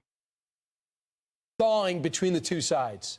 None. The Ice Age, glacial pace, a stalemate. This is a staring contest of the highest order. Neither side is willing to budge to reopen the government. Democrats insist the only way to unlock the shutdown. No, they're doing better than me because if I was a government paid employee right now, my ass wouldn't be showing up to work. I'd be looking for something else, Is to have bro. Because them bills ain't gonna wait. That rent, that's not gonna wait. bipartisan. And I don't even know if these people are even gonna get back paid for this too. Because from what I understand, there's a chance they may not even get paid. Just period for this. Talks about health care with the president. Donald Trump, instead of leaving the country or before he leaves the country. Why are they trying to squeeze healthcare in this right now? There are people that are probably about to be homeless unless their job starts paying them. It's kind of feels like they're just. Why do we do this every few years? Why can't we just pay the employees? Why can't we just set up something to indefinitely pay for this? Like, this is such a pain in the ass. This is so stupid. Why? Should sit down and negotiate. We're in the year 2025 and we're still having to worry about government shutdowns.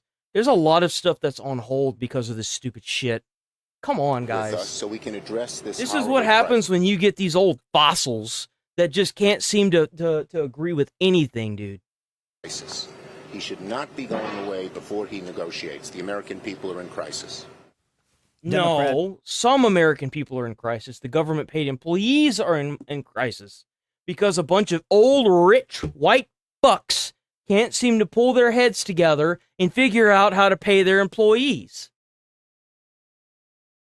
Are sticking to their demand for money. So, of course, they wouldn't really give a shit. Of Obamacare, Schumer and House Minority Leader. Fuck Obamacare.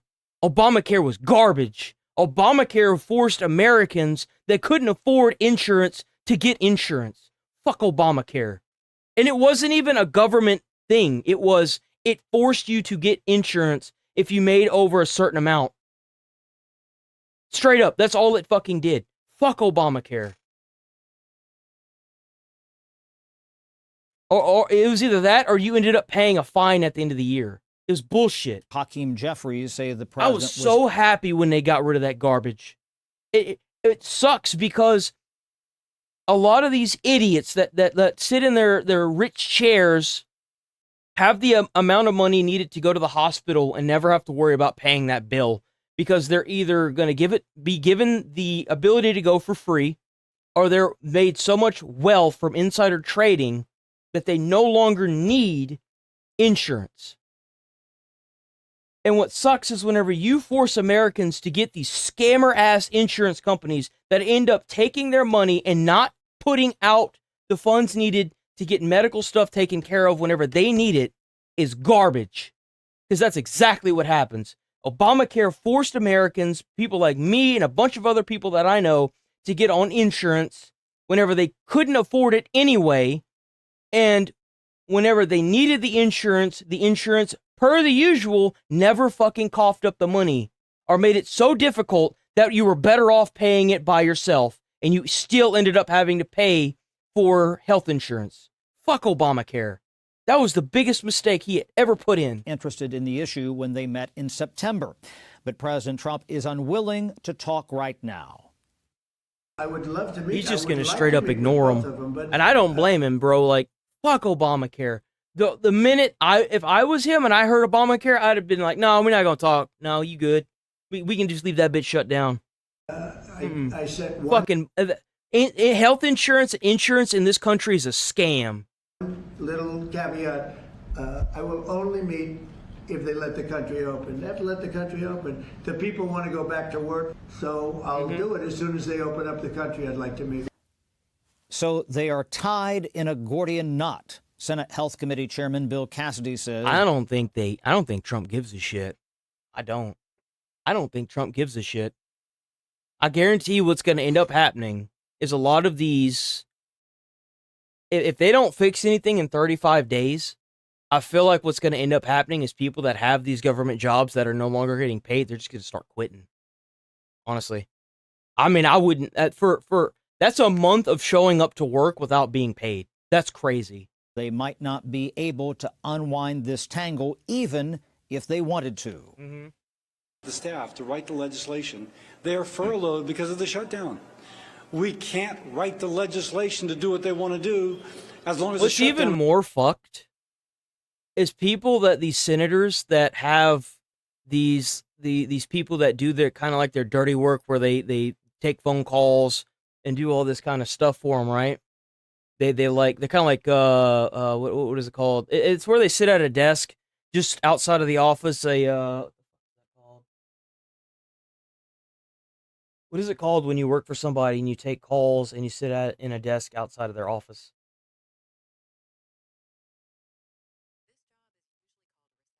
A receptionist. So like this is going to affect people like receptionists, right?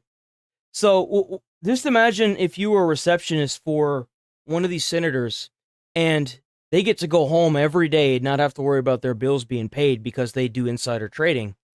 And you know, you look over at the guy is like looks over at his receptionist and she's just sitting there bawling, saying how she has to, you know, she's getting evicted and now she has to move out because she can't afford her fucking rent this month because the government shut down. And that guy that's got this mass amount of wealth from insider trading just kind of scoffs it off. Just imagine, like, you really think these people give a shit? No, they don't give a shit. They don't care. Is going on because everyone is furloughed.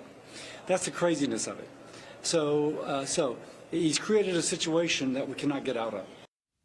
Now, Democratic Oregon Senator Jeff Merkley has been speaking on the floor since 6:23 last night.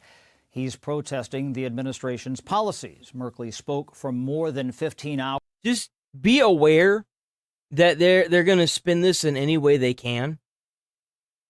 Because what's really going on here is that the opposing side, I don't really know if it's technically the Democrats, want to push things in on top of these people not being able to get paid during their jobs.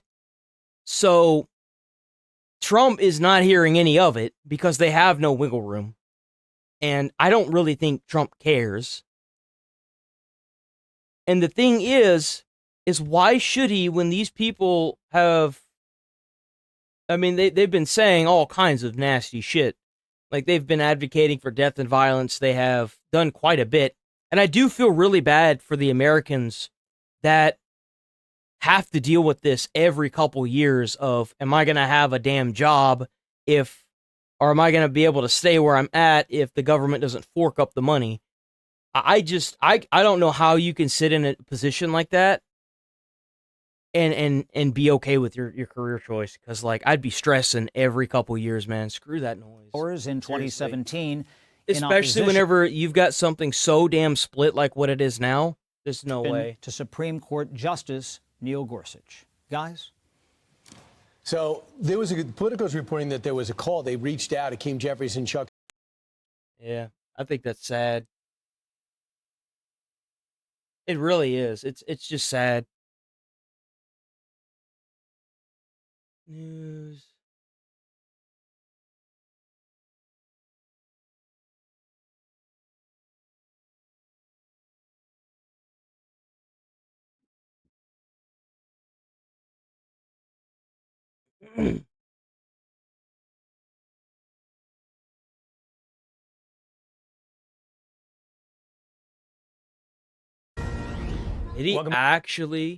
Did he actually lower drug prices?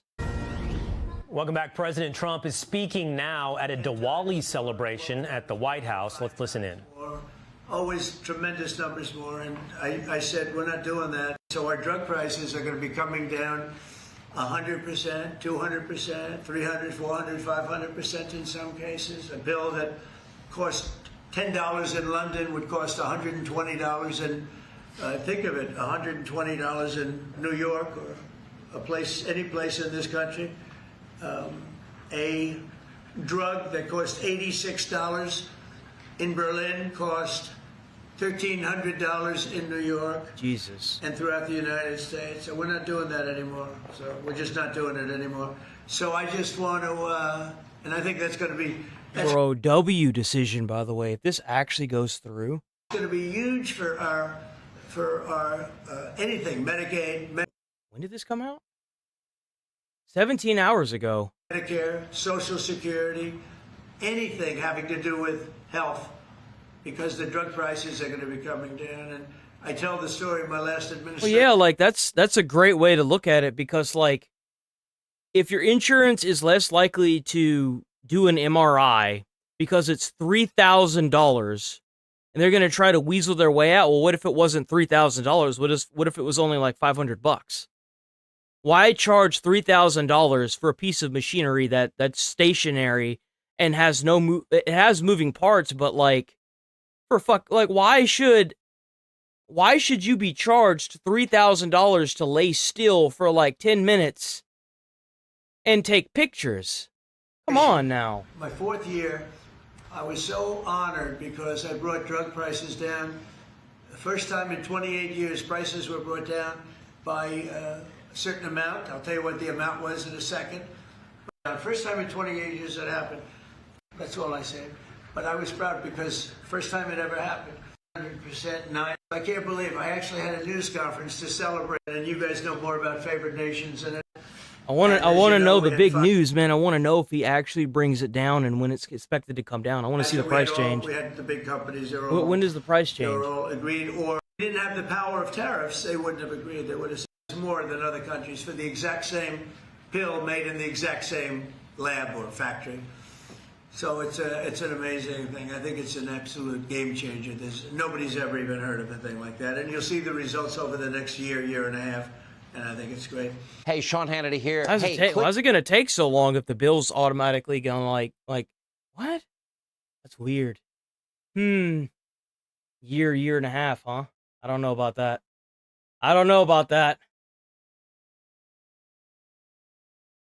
So people are freaking out right now because of TwitchCon. Wait, not that one. This one.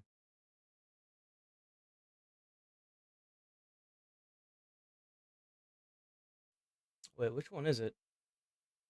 Of situations. What's happened is that everybody that brought gifts to these VTubers. That's right. So apparently at TwitchCon, not only did they dock some of the VTubers, but they also took the gifts that were given to the VTubers and put them in the garbage, claiming that they thought they were bombs.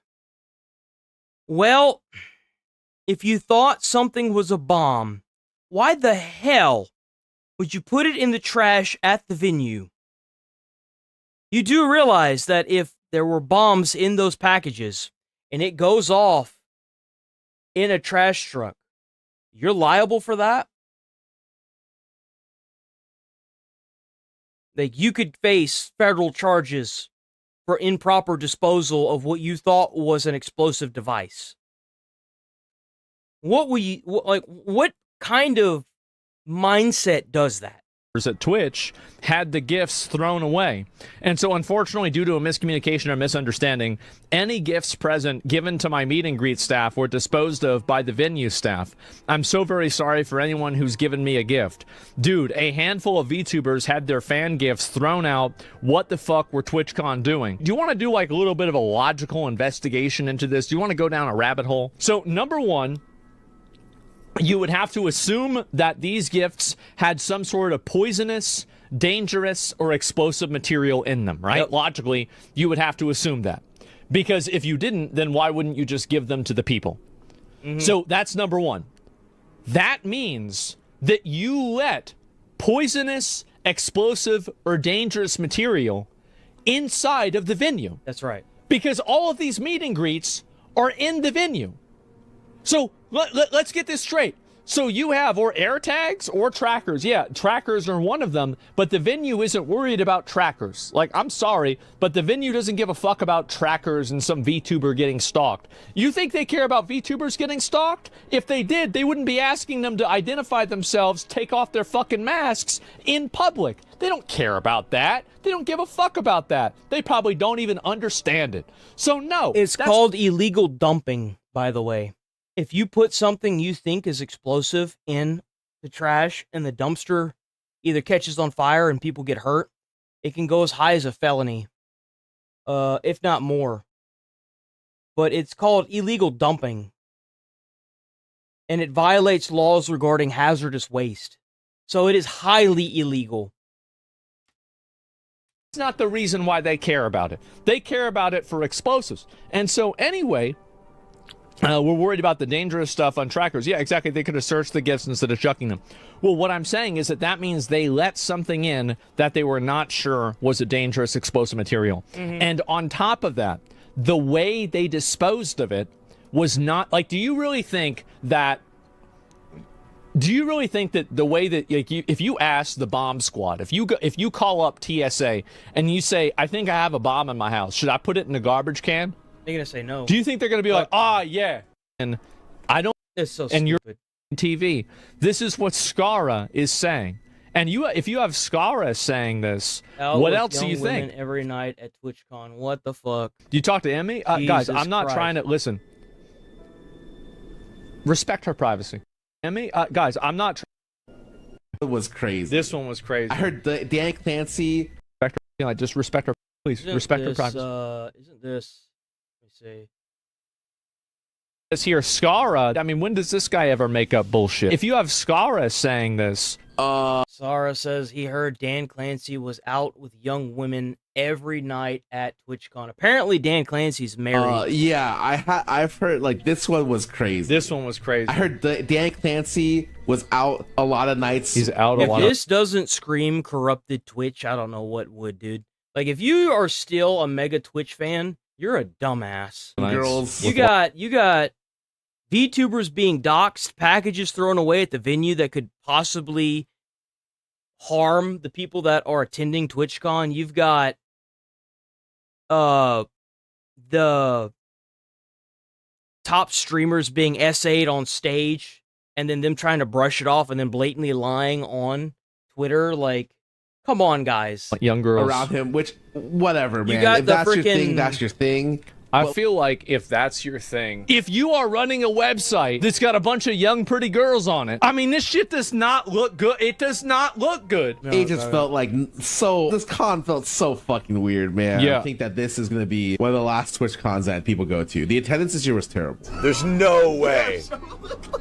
Wait, Dan Clancy, do you know who I am? Wait, let me ask. That's literally him. He's hiding. Wait, Dan Clancy. You know what makes this clip so bad? Is that he didn't want to be on camera. Immediately leaving the frame. Does not look good. 80% of his feed is clips. It's women. That's very nice. And now you have a clips feed. Suppose you want to check out the stories. Yep, all women, all young women. Look at that. see what you missed yesterday. You know what I see? Corruption. You click there, and now you're in your stories feed. Mm-hmm. Okay? Okay. Okay. That's very nice. Yeah. That's also It's pretty nice. And look at it. Dan Clancy, we care about safety of our female creators. What is this? What is he doing? That's crazy, bro. What a fucking idiot, bro. What the fuck? What? Dan Clancy saw the writing on the wall. He decided to use... to use TwitchCon as a last goon hurrah before Amazon gives him the boot. I don't think Amazon's gonna fire him. I don't think Amazon's gonna step in. I really don't. Actually, maybe Amazon would step in. It depends on how things go with the court. Oh, God. With the federal government. But I don't know if they're ever gonna solve the federal government issue because, for whatever reason... Okay. Drank all the Kool-Aid while we were waiting to sell it. For him, it wasn't, he didn't Kool-Aid. So he knew where this was going. Like, he knew about all them losers and weirdos, bro. Like, you know this shit. Really bad. It's not evil. It's not wrong. But anyway, so is this some clip about, what's his name? No. Tell Dan Clancy we said what's... There's no way. Genetically engineered their brains out. Saying in this situation, whenever I'm as old as in a relationship. Anyway, so, because like whenever he was there, watch this. Watch this. This is cute. It's crazy to me that Hassan would blame me for greenlighting bad rhetoric. I wonder if I could, you know what? Because weren't there 3 different? This is how bad. Like honestly, if I ever went to like Congress and they ever wanted me to testify about like Twitch, I would just play this video, like not necessarily the Destiny React video, but just the videos that he's gonna play. Watch these videos. Rumors that said that they would attack me at TwitchCon. No. Okay. Well, we brought the called shock, you fucking idiot. Apparently Hassan went to TwitchCon, but I'm kind of surprised he did with all the death threats he's been getting with Kaya. It's called shock.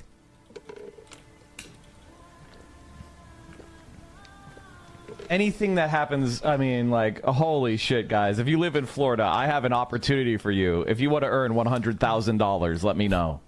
It's just annoying that, like... How's that not at least a month? What he said was, if you live in Florida, I have $100,000 for you. He's... And then throwing that around... He's calling for the death of somebody and saying that he's pretty much calling a hit. How the FBI isn't knocking at this guy's door is beyond me. But remember, apparently there's no advocacy for death and violence on Twitch, right? How's that not an immediate permaban? A lot of people would do some crazy shit for $100,000. That's life-changing amounts of money. Right? I mean, like, you go and you say that about somebody, how's that not a month? Like, minimum. Minimum. I'm not saying that... Should be an insta-permaban. You used your platform to advocate for death and hired a hitman. No. Insta-permaban. You know, maybe it should be more. But I'm saying a minimum. Insta-permaban and your ass needs to be going to jail for hiring a hitman. Period. That's crazy. That's crazy you say that.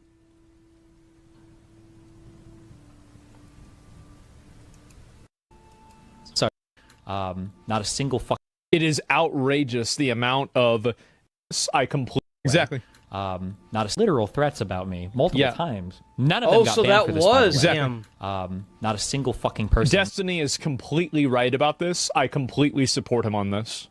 It is outrageous the amount of genuine... Because, like, think about if that was you, and you were just a random streamer saying your thoughts and opinions online, and then you check somebody else's stream out who has either a rivaling amount of viewers that you have, calling for someone to kill you. That's awful. Like, how? Like, if I was on that, if I do stream on Twitch. If I'm streaming on Twitch and I saw somebody of the opposing ideology doing that to me, I would be calling the police. shit, like I'd be calling whoever I had to. I would feel very threatened. That's awful. Like you should, like at a certain point, when do you start holding people accountable for this? Now, before someone gets killed, that's when. When direct and specific violent threats and violent language that people like this use, and they get totally ignored because I think the moderation team agrees with what their politics are, and they allow them to do it. I think that's what happens. Absolutely, that's what happens. On that dog shit site, Twitch got banned for any of this. I dealt with kids like It's crazy because Asman can't even get ads. Hassan can, but Asman can't. Asman is probably hounded constantly about what he says on Twitch. And what's crazy is they also have him shadow banned, which means that anytime he goes live, no one sees his notifications. No one sees that he goes live. But they post the Nepo baby, Hassan, everywhere, and nobody watches him because they know he's a liar. He's crazy. It's just the blatant stupidity and insanity. All the time in high school and as an adult, you have to at some point respond, but keeping it to saying shit about character and not physically is great. I mean, listen, all I'm saying is on site, you know, we all have different ways that we react, you know? So I would like him to come to TwitchCon and we'll see what happens. So he did this just before TwitchCon. Bro hired a hitman to go and kill this Destiny before TwitchCon. Why on earth would he show up? There's no way in hell I'd show up. That's stupid.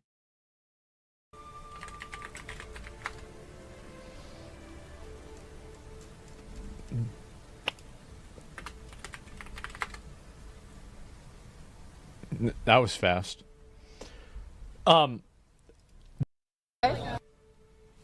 Adult, you have to at some point respond. People on their platform to make active threats of violence at their own convention, and they did nothing about it. Meanwhile,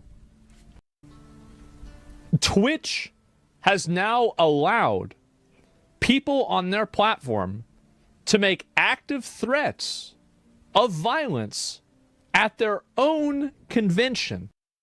Even a bigger issue is that it was specific and direct towards a specific streamer. It's crazy that they allow this, and they want to act like they don't. It's insanity. And they did nothing about it. Meanwhile, Rob, living up to his name, Rob, got a 30-day suspension because he joked around and said he was going to beat a viewer up at TwitchCon. So it's okay to say that you're going to beat up another streamer at TwitchCon. That's crazy. As not a joke, but you get a 30-day ban for joking around about it in text. I'm being serious. You can look it up if you want. Well, that's just like Tectone being called an R, and then him calling Frogan fat for saying that, and then him getting banned. It's true. No. Oh, that's Mike. We all have different ways that we react. Just watching. Look at them gassing each other up, bro. I'm not saying it's on site if I see Destiny at TwitchCon again. I'm just saying, you know, it probably wouldn't be on site. Honestly, I probably wouldn't notice him while I'm tripping over him because he's so fucking short. Like, I feel like in a sane world, you would either get permabanned or 30-dayed. Like, because imagine the... Exactly. It shouldn't even be a threatening somebody's life and then offering up a bounty. That's illegal shit right there. That's an immediate permaban for breaking the law. That's against Twitch's terms of service. Like, come on. Literally broke the law on stream. He's right. The word you're going to say is liability, right? Liability on Twitch. That's the word I was thinking of. I was thinking of that same word. Do you know why? Because it's obvious. Mm-hmm. It's obvious. It's so obvious. Why? Is this another Hassan Digstock, or who is this? Among Us guy? In game, of course, in GTA That's 5. actually crazy. I can't even with that. Oh man, so Johnny Somali got smoked again. Got an update for one of our favorite people in the world. Here we go. Because little did we know that he would go on the offense. So he ended up actually suing or pressing charges against another Korean streamer today. And we just got out of that court. And it was pretty interesting because a lot of things actually happened. And this was kind of a quote unquote secret trial because it was never publicized anywhere. And the only reason we found out about it is because through the Korean streamers, they were actually called to testify. So thankfully, they actually shared the information with us. So we ended up showing up to court here in beautiful Seoul, Korea. And it was an interesting day. So there was a few main things that happened. First, we got to court now. So Youngman is currently in jail. Is he in jail or is he in prison? He is in jail. He's been one is from the Korean streamer by the name of Youngman. So Johnny and his legal team decided to go on the offense against Youngman because he's in jail. He's in quite the pickle, to put it lightly, right now. So Youngman is currently in jail. That sucks. Is he in jail or is he in prison? He is in jail. He's been He's in jail. I'm sorry, he's in prison. He's been convicted. Okay, so he is in prison. Okay, Youngman is currently in prison. And Johnny decided to press charges against him for 3 different things. The main things were a deepfake as well, because originally Johnny showed the deepfake of them two making out, and that's what Johnny is in trouble for in his current case. Hank and Youngman making out. It was Hank and Youngman making out. Therefore, he got charged with distributing the deepfake. So the guy that gave Somali the stuff is already like in deep water. He's already been convicted. Youngman, he saw that and he was venting about it on his stream, and he also showed it on his stream. So then in return, Johnny pressed charges back at Youngman, and that happened today. So it was for the deepfake. Then it was also for stalking. That's what Johnny hit on this other Korean stream. Now, so That's capped at 7. So the reason it's high is to allow for multiple charges. Yes, it does add. Yeah. So say they convict him for 3 years on one deepfake charge. To be added to his sentence. The reason they sentenced 3 years for the first one, they would Johnny Somali trial, because little did we know, Johnny ended up testifying, and he lied a lot, apparently. A lot. So what did the translators say that he lied about, or what was the main things? I think the primary one was saying, I don't know, or I don't remember, the things he clearly would have remembered. For example, who brought the baton? Who brought the baton to the fight? You know. Okay. Everybody knows that Hank brought the baton. It's obvious. He talks about the baton, he shows the baton on stream, the baton is in his apartment. Johnny knows that baton very well. And they asked him who brought the baton, and he said, I don't know. Wow. And Youngman ended up disarming and using the baton? That's Is that right. what happened? Hank brought the baton, and Youngman felt, I guess, threatened by the baton, so he took it, and Johnny claims he hit him. Interesting. Okay. Obviously, this is all alleged. None of this is confirmed at all. Okay. Well, not yet. So for Youngman, who's currently in prison, these are some serious charges. By the way, check out a Tuesday to be added to his sentence. The reason with him harassing the Koreans for content.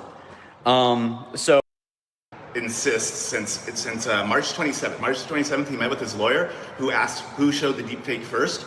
He insists for some reason that Bongbong showed it before him and that Youngman showed it before him, which is not true. But that's not possible because they have the dates. They both found out about this deepfake from Johnny's stream. Everybody knows the timeline, but he keeps on insisting that. He also keeps on insisting he didn't produce them, like production versus distribution. See you tomorrow, That's not Nigel. what he's accused of, right? He's not accused of producing, he's accused of distributing, but he brought that up again today. I didn't make it, as if anybody cares. And was it the judge that said, hey, your story doesn't match up? It doesn't make sense? The timeline, he said the timeline does not make sense with the facts. because we know when these streams happened. But yeah, Johnny's like I think he believes his own lie at this point. Well, it doesn't matter. He can believe his own lie all he wants. It's not gonna matter. Okay, so reflection. Reflection is that's what they're looking for, not just an apology.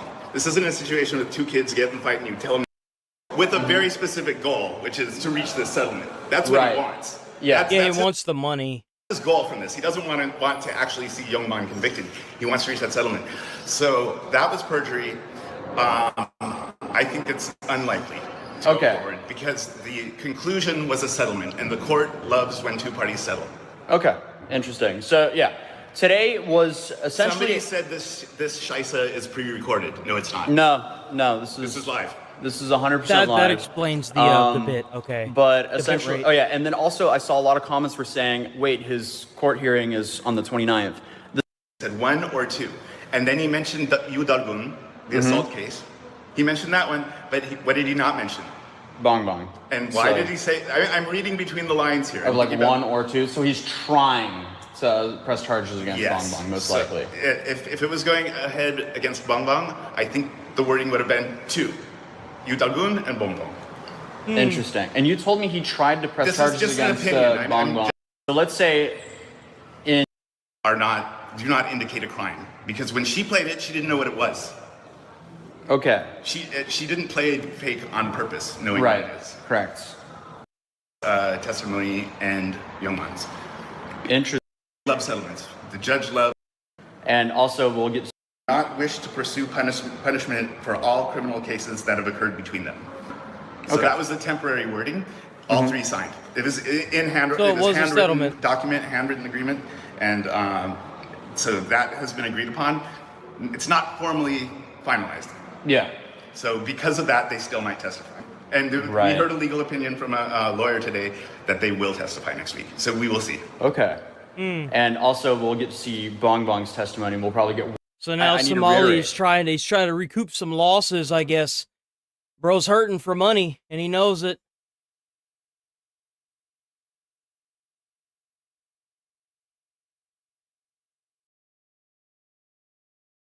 That's crazy. Dog's fish has been uncut. It's actually crazy that this is still going on. And now you have him with the old dog with a cut on his neck. And then he has that thing. I mean, honestly, you don't even. That's kind of the reason why I don't like those choke collars like that. You see how it's got the spikes there? I've never understood that just, I don't like those. I would prefer to use a shock collar if that dog is that hard to get a hold of. That's a huge really like dog. this. I'm not even trying to look at that, right? I mean, that's sad to see. Even if you are a fan, you got to admit this shit does not look good. Just for context, this is the same dog. Motherfucker, come here. If you run right now, I'll fucking kill you. Like, I'll actually kill you, okay? What is this? Hassan asked by a long-term sub to apologize for his mistake. I'm a Hasanabi head, but why is this so hard for you to apologize that you did your pet wrong, brother, and you're going to do better in the future? It would help you and would strengthen. It just doesn't stop. That is a Hasanabi head. That's like legitimately a long-term community subscriber who... You know that this is slowly eating away at Hassan. Every single meme that goes viral and starts trending, they even made a song. They got AI to make a song about Hassan shocking the dog, and it's a banger. And it's kind of crazy that, man, like, even if he didn't do it, it's like the internet has already made its decision on if he did it or not. So even if he said he did it, I feel like people would be like, no, you didn't, and then it wouldn't matter. But because it's so crazy. Hasn't seen me take accountability. It's kind of I kind of surprised to even put the dog in the back or corner not again. Immediately going over to Kaya to check in on her. Now, if you want me to take accountability for being a dog abuser, well, then that's not accountability. That's just me agreeing to the insane hallucinations. Apologize for what? Leave her alone, chatters.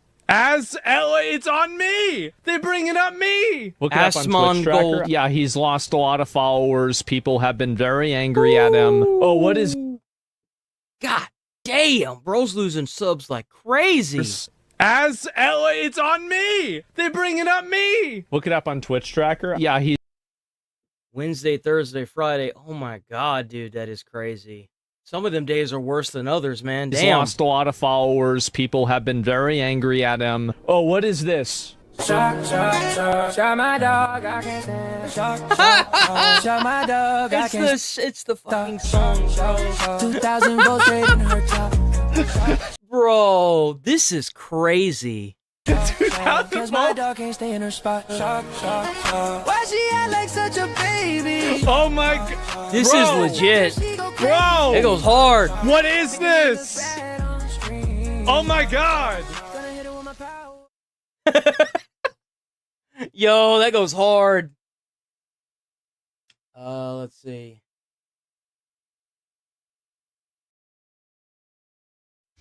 John's dog's fish has been uncut. It's actually crazy that this is still going on. And now you have him. Whoops. News.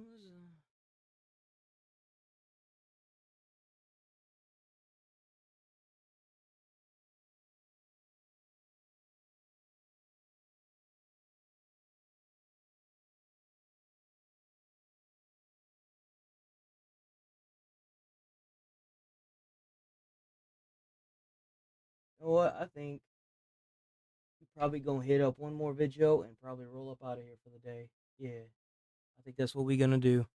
That's what we gonna do. Let's hit it. Ignored traffic Check signals. out Midwest Safety. Midwest Safety. Midwest Safety is awesome.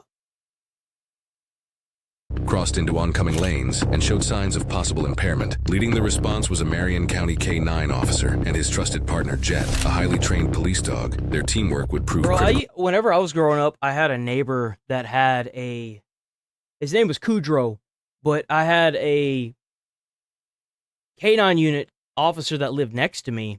He was so cool too. Like, bro, like he was so cool. We went to the movies sometimes, and when we went to the comic book store, he had a kid, so like we just kind of he didn't have custody of the kid, but you know he pretty much did the same thing that he did to his kid with me sometimes, and it was great, dude. Like we went and saw the Transformers movie, the second one, and we had a lot of fun, dude. It was fun, and I never really saw the dog all that much, but I know he was there because he let him out sometimes. But dude, the K9 dogs are so awesome. In the moments ahead. Yeah, the dog wants a piece. 113. Jesus.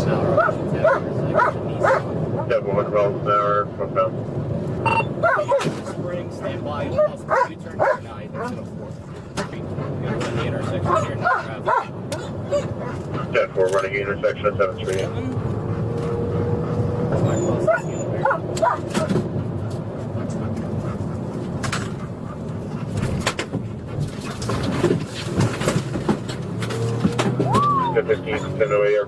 You know, I always wondered, I wonder if the cages that the dogs sit in, are they smooth or do they have like grip on them? Because it kind of sounds like the dog is like sliding around in there.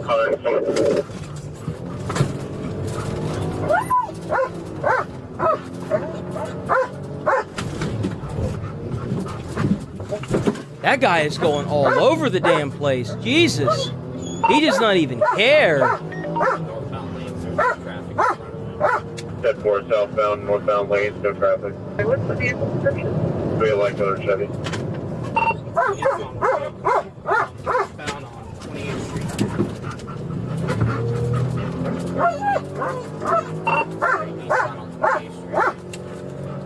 10-4 eastbound 28th Street. 10-4 75th.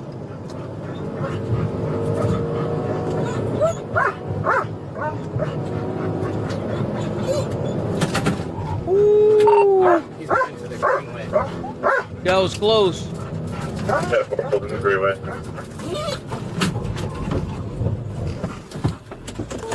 Oh, he just straight up hopped the curb.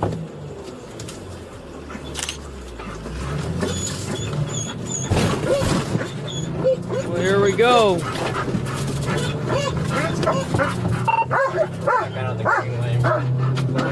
I'm shocked he managed to keep up.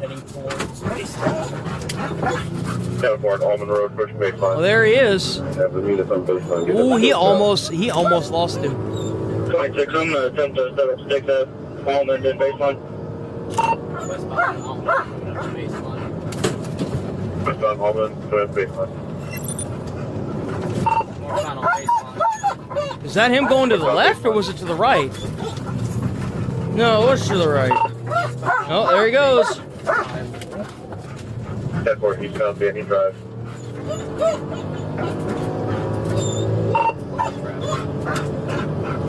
10-4, no traffic. Light. Left turn on Almond course. Gonna turn right on Banyan. He almost got away. It looked kind of like he almost got away there for a second. Left turn on Almond, right on Banyan.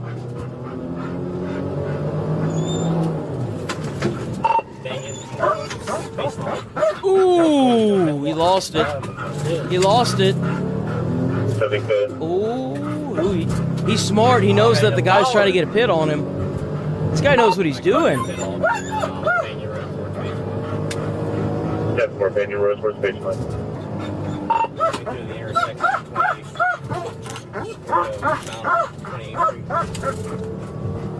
10-4, westbound 28th Street. No traffic, speed run about 90. 67, 94, set up sticks. Oh, rolling, man.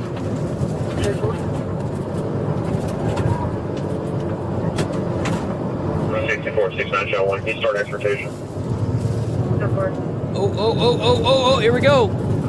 Coming up to 36 now, Kilo's trying to pit. 10-4, something pit, 36,000. Woo! 10-4, cross street. He drove out of it. Still coming towards 36 out. Passing the plant right now. 10-4, past the plant, pushing 36 out. I don't think I've ever seen a pit like that. Usually they try to... Oh, they got the stop sticks.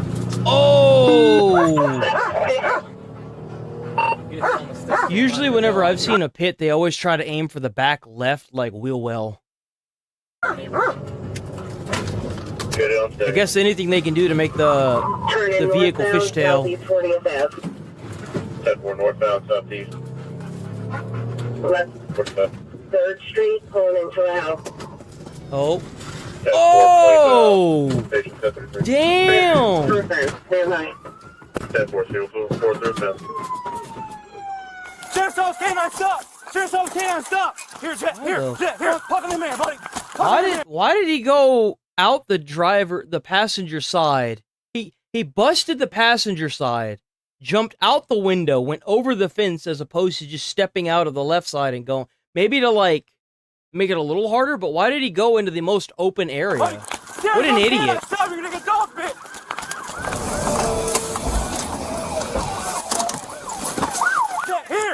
Jet, here, pop in the man, buddy. Get on the ground now! I'll shoot you, dude. I'll shoot you. Get on the ground now. Oh, please. Don't move! I got it. Don't move! I'm not moving. Let me see your hand now. Roll over. He's killing me, He's killing me, please! I'm stopping, please! Ah! Yep. Hold on. Put both their hands behind your back. Watch the dog first. I got you. Get him off.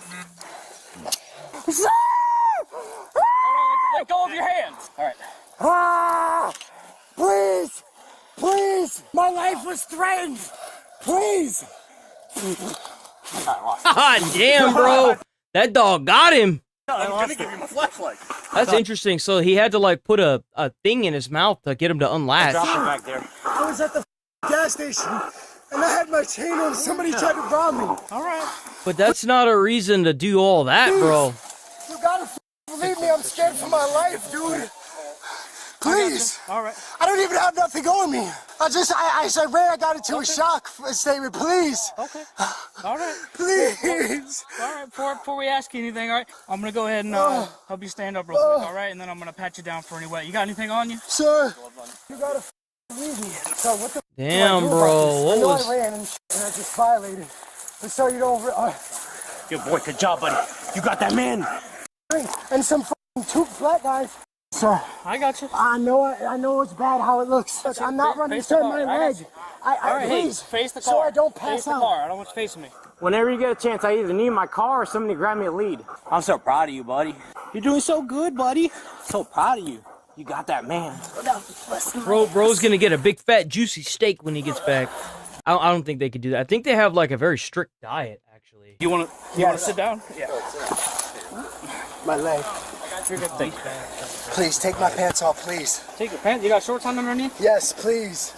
Please, sir. All right, hey, all right. Please. Yeah, they do. They follow a very strict I diet. just almost got robbed. I didn't know what the was going on till the lights happened, and then I was like, and then I was like, what the is going on, dude? I thought they were trying to chase me or something. Y'all can check my car. I don't got shit on me. I got you. We just got to make sure, all right? Ah, please. Ah, I'm sorry, dude. Hey, Ack, can you knock on their door and get their information? Thank you. I feel the blood rushing in and out of my leg. Just hold me. Okay. Hold me, please, and let me move. Right. Give me a sec. Can you hold Please, hold me. Hold me. I'm not going nowhere. The dog just bit the my leg. Even if I do, you're gonna tackle me right to the ground. No. Sorry, my leg is numb. Okay, Please. just have a seat. I'm asking you. I'm very claustrophobic. Right. I have a medical condition. Oh, Sorry, bro, baby, medical my condition. eyes. Oh my God, it's everything under the tree, dude. It's everything under the sun. It's got. My leg is numb. I can't sit down. Well, that's all the more reason why you probably should sit down. Number two, I'm claustrophobic. Oh, I have a medical condition. Oh my God. Okay, you can stand here and sit down in the car. Those are your only two options. What do you think? They just gonna catch and release you, bro? Come on. Well, I don't want you to pass out and just hit the ground, man. Listen, Yeah, if y'all, you're I gonna just wanna pass say out, I'm you'd be better off sitting down. Sorry, that was and the last move was uncalled for. Okay. I'm sorry, dude. No, you're Bro got Good caught. enough. Good Bro got caught. Now he's trying to ass kiss.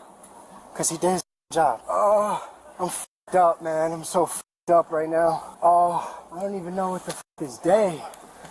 More. I shot my dog with you. I was holding on him by his collar. Going as fast as I can, Esquivel. Good boy, good job. Good morning. Hate to wake you up this way. I guess we had someone go through your backyard, so I need to get your information if that's okay. I heard a crash and was laying there. Your fence right back there is all messed up, so we're gonna get your information. We'll try to get that taken care of, okay? Fence are like the back. your side Yeah. fence and your back fence. I'm sorry, I'm only whispering because we have a baby. It's just okay, don't no want him to wake up. No problem. That's for you crazy. until they get here. How about I lean against the car? Okay. That's fine. Go ahead and do that. I'm trying. I'm just gonna make sure I'm you don't trying. fall on me, all right? I'm not running. I'm just gonna lean, sorry. No. Sir, I apologize. No, you don't. You apologize because you got caught. Get in the car. Sorry, you don't understand. Amen to that, bro. Amen to I'm not that. gonna argue. I'm in a lot of pain, sir. Get in the car. I'll put you in the car. Yes, sir. Yes, sir. I apologize. No, you don't. You apologize because you got caught. Get in the car. Sir, you don't understand my That's right, man. situation. I don't care what the situation is. You My leg pain. It's all right. Can somebody pull me in from the other side? Absolutely. Thank you.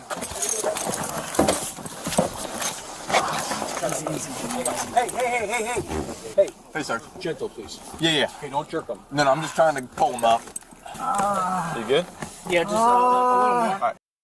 Hey, give No, sir, you got. Like the one thing I don't doubt in this, that guy's probably got a lot of skin missing from his wherever he got bit. I ain't gonna lie. He's probably jacked up right now. I'm sure that's the reason why they haven't put him in the vehicle yet, is because they're waiting on EMTs or paramedics or fire to get out there and take a look at him. That's most likely the only reason why they haven't thrown him in there yet. Which, by the way, I do support they should make it to where if you're a police officer, you have to go through EMT or paramedic to be a police officer. Like some firemen are required to be either EMT or paramedic. I feel like some police officers should have that training so that way they don't have to wait on EMT to get there. Especially in an instance like this, they can, do what they need to do and then move on. I can't sit on this thing. But you need to wiggle with me, okay? I can't put pressure. And the good side of them being EMT or paramedics is that you could probably get like $10,000 to $15,000 more a year because of, the more training you receive, the more money you'll make. on it. It hurts too much. So it's good all the way around. Please. Put pressure on what? What are you My talking about? leg. Huh? I got stop sticks. Oh, you're the one here? Yeah. Nice. I heard someone got good stop sticks. I didn't know who it was. I've been trying to get some for a while now. Oh. Sit up, my man. Wait, sir, when is the paramedics coming? They'll be here as soon as I get here. I just got ripped open, please. Okay. I understand I just up, please. Then I'll have I to do feel an like I'm order. gonna die. I can't breathe. Why can't you breathe? I need fresh air. Can I just stay like this? I'll just stay like this. I won't say Abba. Like that. But you're not understanding. It's pressure on my... What's your name? Maybe you should have thought about that before you started running from the police. What's your name? That's that old, there was a video that I had seen recently where a pregnant lady was stealing, and a lot of people were trying to do this emotional manipulation of, well, she's pregnant, you have to be careful, you can't do that, could stress her out, and it's like, well, maybe you shouldn't be stealing if you're pregnant. Problem solved. If you do something stupid, and you get a stupid reward, then, that's on you. Stop. Don't do that. Dude, you gotta sit up. Don't do that. I'm not doing it. I'm trying. Sit up. We're gonna let them take over. This is somebody that acts tough constantly, and now that the shit hit the fan, he can no longer act tough, so he's crying like a bitch. I can't. Not for like criminal purposes, but for your health purposes. Did you take any drugs or anything? Like prior to this happening? I'm not gonna lie, I kind of do feel like the cops are being a little bit negligent with this. Because, like, if he had taken something to get high, like some sort of blood thinner or something like that, he could be bleeding out profusely and they not even know it. So, like, there's a lot that can go on internally that you're not aware of whenever it comes to taking medications. Right here, yeah. Was that yes or no? And I'm kind of surprised the paramedics or the EMTs aren't there yet. I really am. How are you, Sarge? I'm good. Like, most windows of, being on a call, you want to get to the scene in less than like 8 minutes, for sure. I think our average arrival time was like under 5 minutes at the station I worked at. So it's kind of odd to me that they're not even there yet. Back there. That's my car. Can you do me a huge favor? Yes, I can. Go to the store and buy me 2 cans of Longhorn Wintergreen Long Cut. I'm not 21.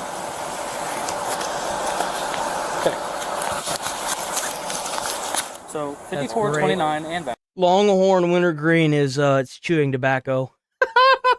You can't buy chewing tobacco until you're 21. Just don't get it. Search that car. You guys got his legs? Ready? Yep. I think that it's awesome to see career cops start so young. I think that's amazing, by the way. Hell yeah, dude. Like, good on him. Is it okay? He ran from The younger, the better. Get him first. I got him. Wait a minute.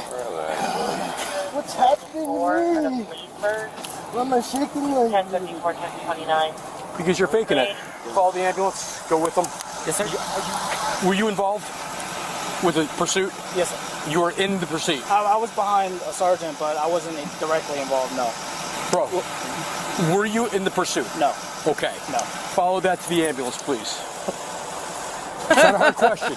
Were you in the pursuit? Yes, sir. Yo, that is a great way to stand there with the potted plant, so that way you don't take up their oxygen trying to answer that question, man. Let me tell you what, that is a good way to get your ass chewed out of the fire service right there. Right there, that is a good way. Oh my God. A yes or no question. What the heck is this? I guess has a... Bro, whenever I went to the academy, they drilled that in your head. They were like, it's a yes or no question. There's no excusing. There's no nothing.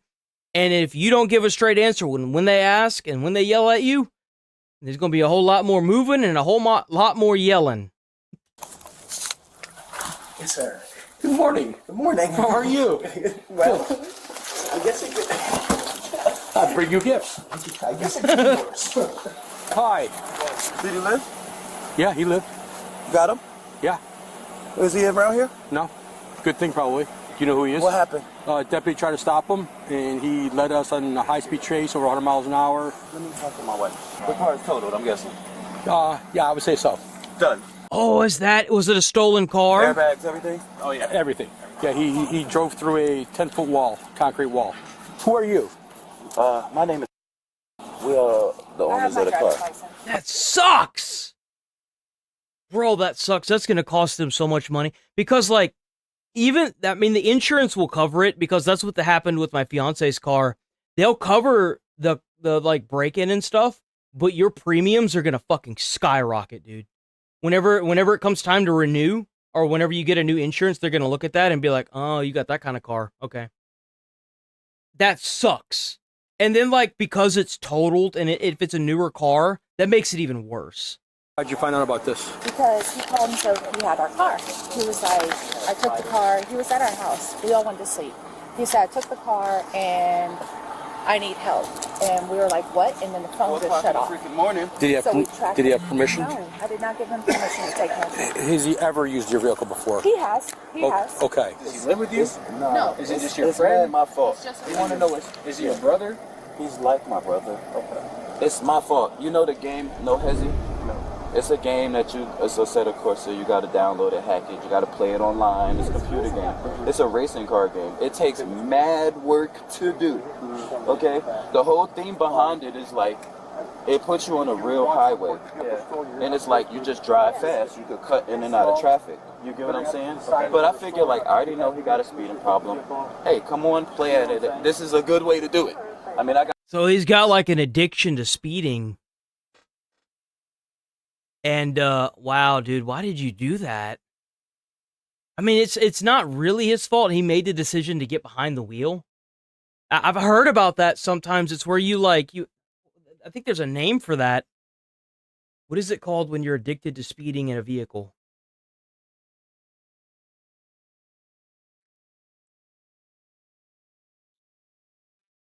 It's like thrill seeking. You get a high from the adrenaline rush from like speeding and weaving in and out of traffic. I got the steering wheel set up, I got the stick shift, I got the pedal to 3 shifts, because, like, that's what I like, you know? I can tell that's how he was driving. How was he?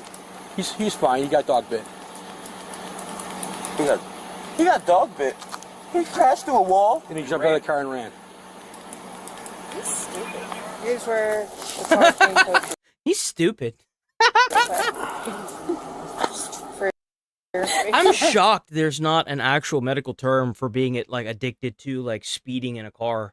With how many people actually do that and get caught a year? Like, come on. How much is the car worth? 10, 12,000. You guys want to press charges on Tyler? It's not gonna matter if they press charges. If he totaled the car, they're kind of fucked. If I'm being honest. I don't know what will they do? It won't fix my $30,000 car, will it? Well, can I look? That's exactly what I just said. Like, the thing is, man, that really sucks. Like I said before, I think that insurance is a fucking scam, because it is. It's a scam. It's a huge, massive scam. And the fact that you pay so much on car insurance a month, like, I think, like, at the average now, if you're paying liability, you're not going to get that car reimbursed. You'll be able to cover the damages that happened to the house, but the car's gone. That's the shitty part. So he's going to have to refinance a new vehicle and then find insurance that isn't going to gouge him $500 a month now. It really sucks. Like, this situation really sucks for them. And I really feel bad for them. Because they man. Yeah, absolutely. Your husband's saying 30,000, you're saying 12,000. When we bought the car, it was 30,000. Okay. So it was a new car. Mercedes, because that thing's probably worth $5,000, and he'll tell you it's still worth $160. He's a man, of course he's going to he tell you will that. still tell you. But it's still a newer vehicle, though. Like, if you bought it and it's like less than 5 years old, depending on the mileage, it could still be considered almost like brand new. Do you still need this deal? Like, I had a Nissan Versa, and I had only put like 12,000 miles on it. I had that damn thing for like 5 years. And I had like a couple more payments left on it, and I fucked up and made the mistake to trade it in. And I got like damn near the full price. Thank you. Because I only drive my vehicle to go to work. and my job wasn't that far, so. I got a Snickers. Oh, you talking my language now, boy.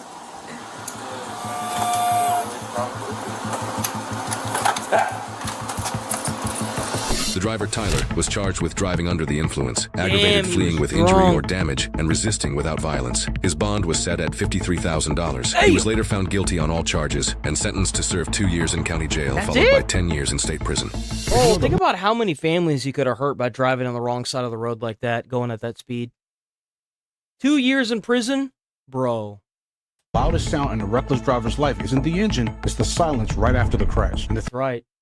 And that kind of falls in line with, like, who really kills somebody, the gun or the person behind Think about the gun? reckless drivers, they think they're the only one at a racetrack, not realizing every other car around them holds someone's story. That's right. That's what I was saying. Like, 2 years for that's crazy, dude. But I think that's it for the day. I'm gonna roll up out of here. We'll be back on tomorrow. Stay safe out there. Stay friendly.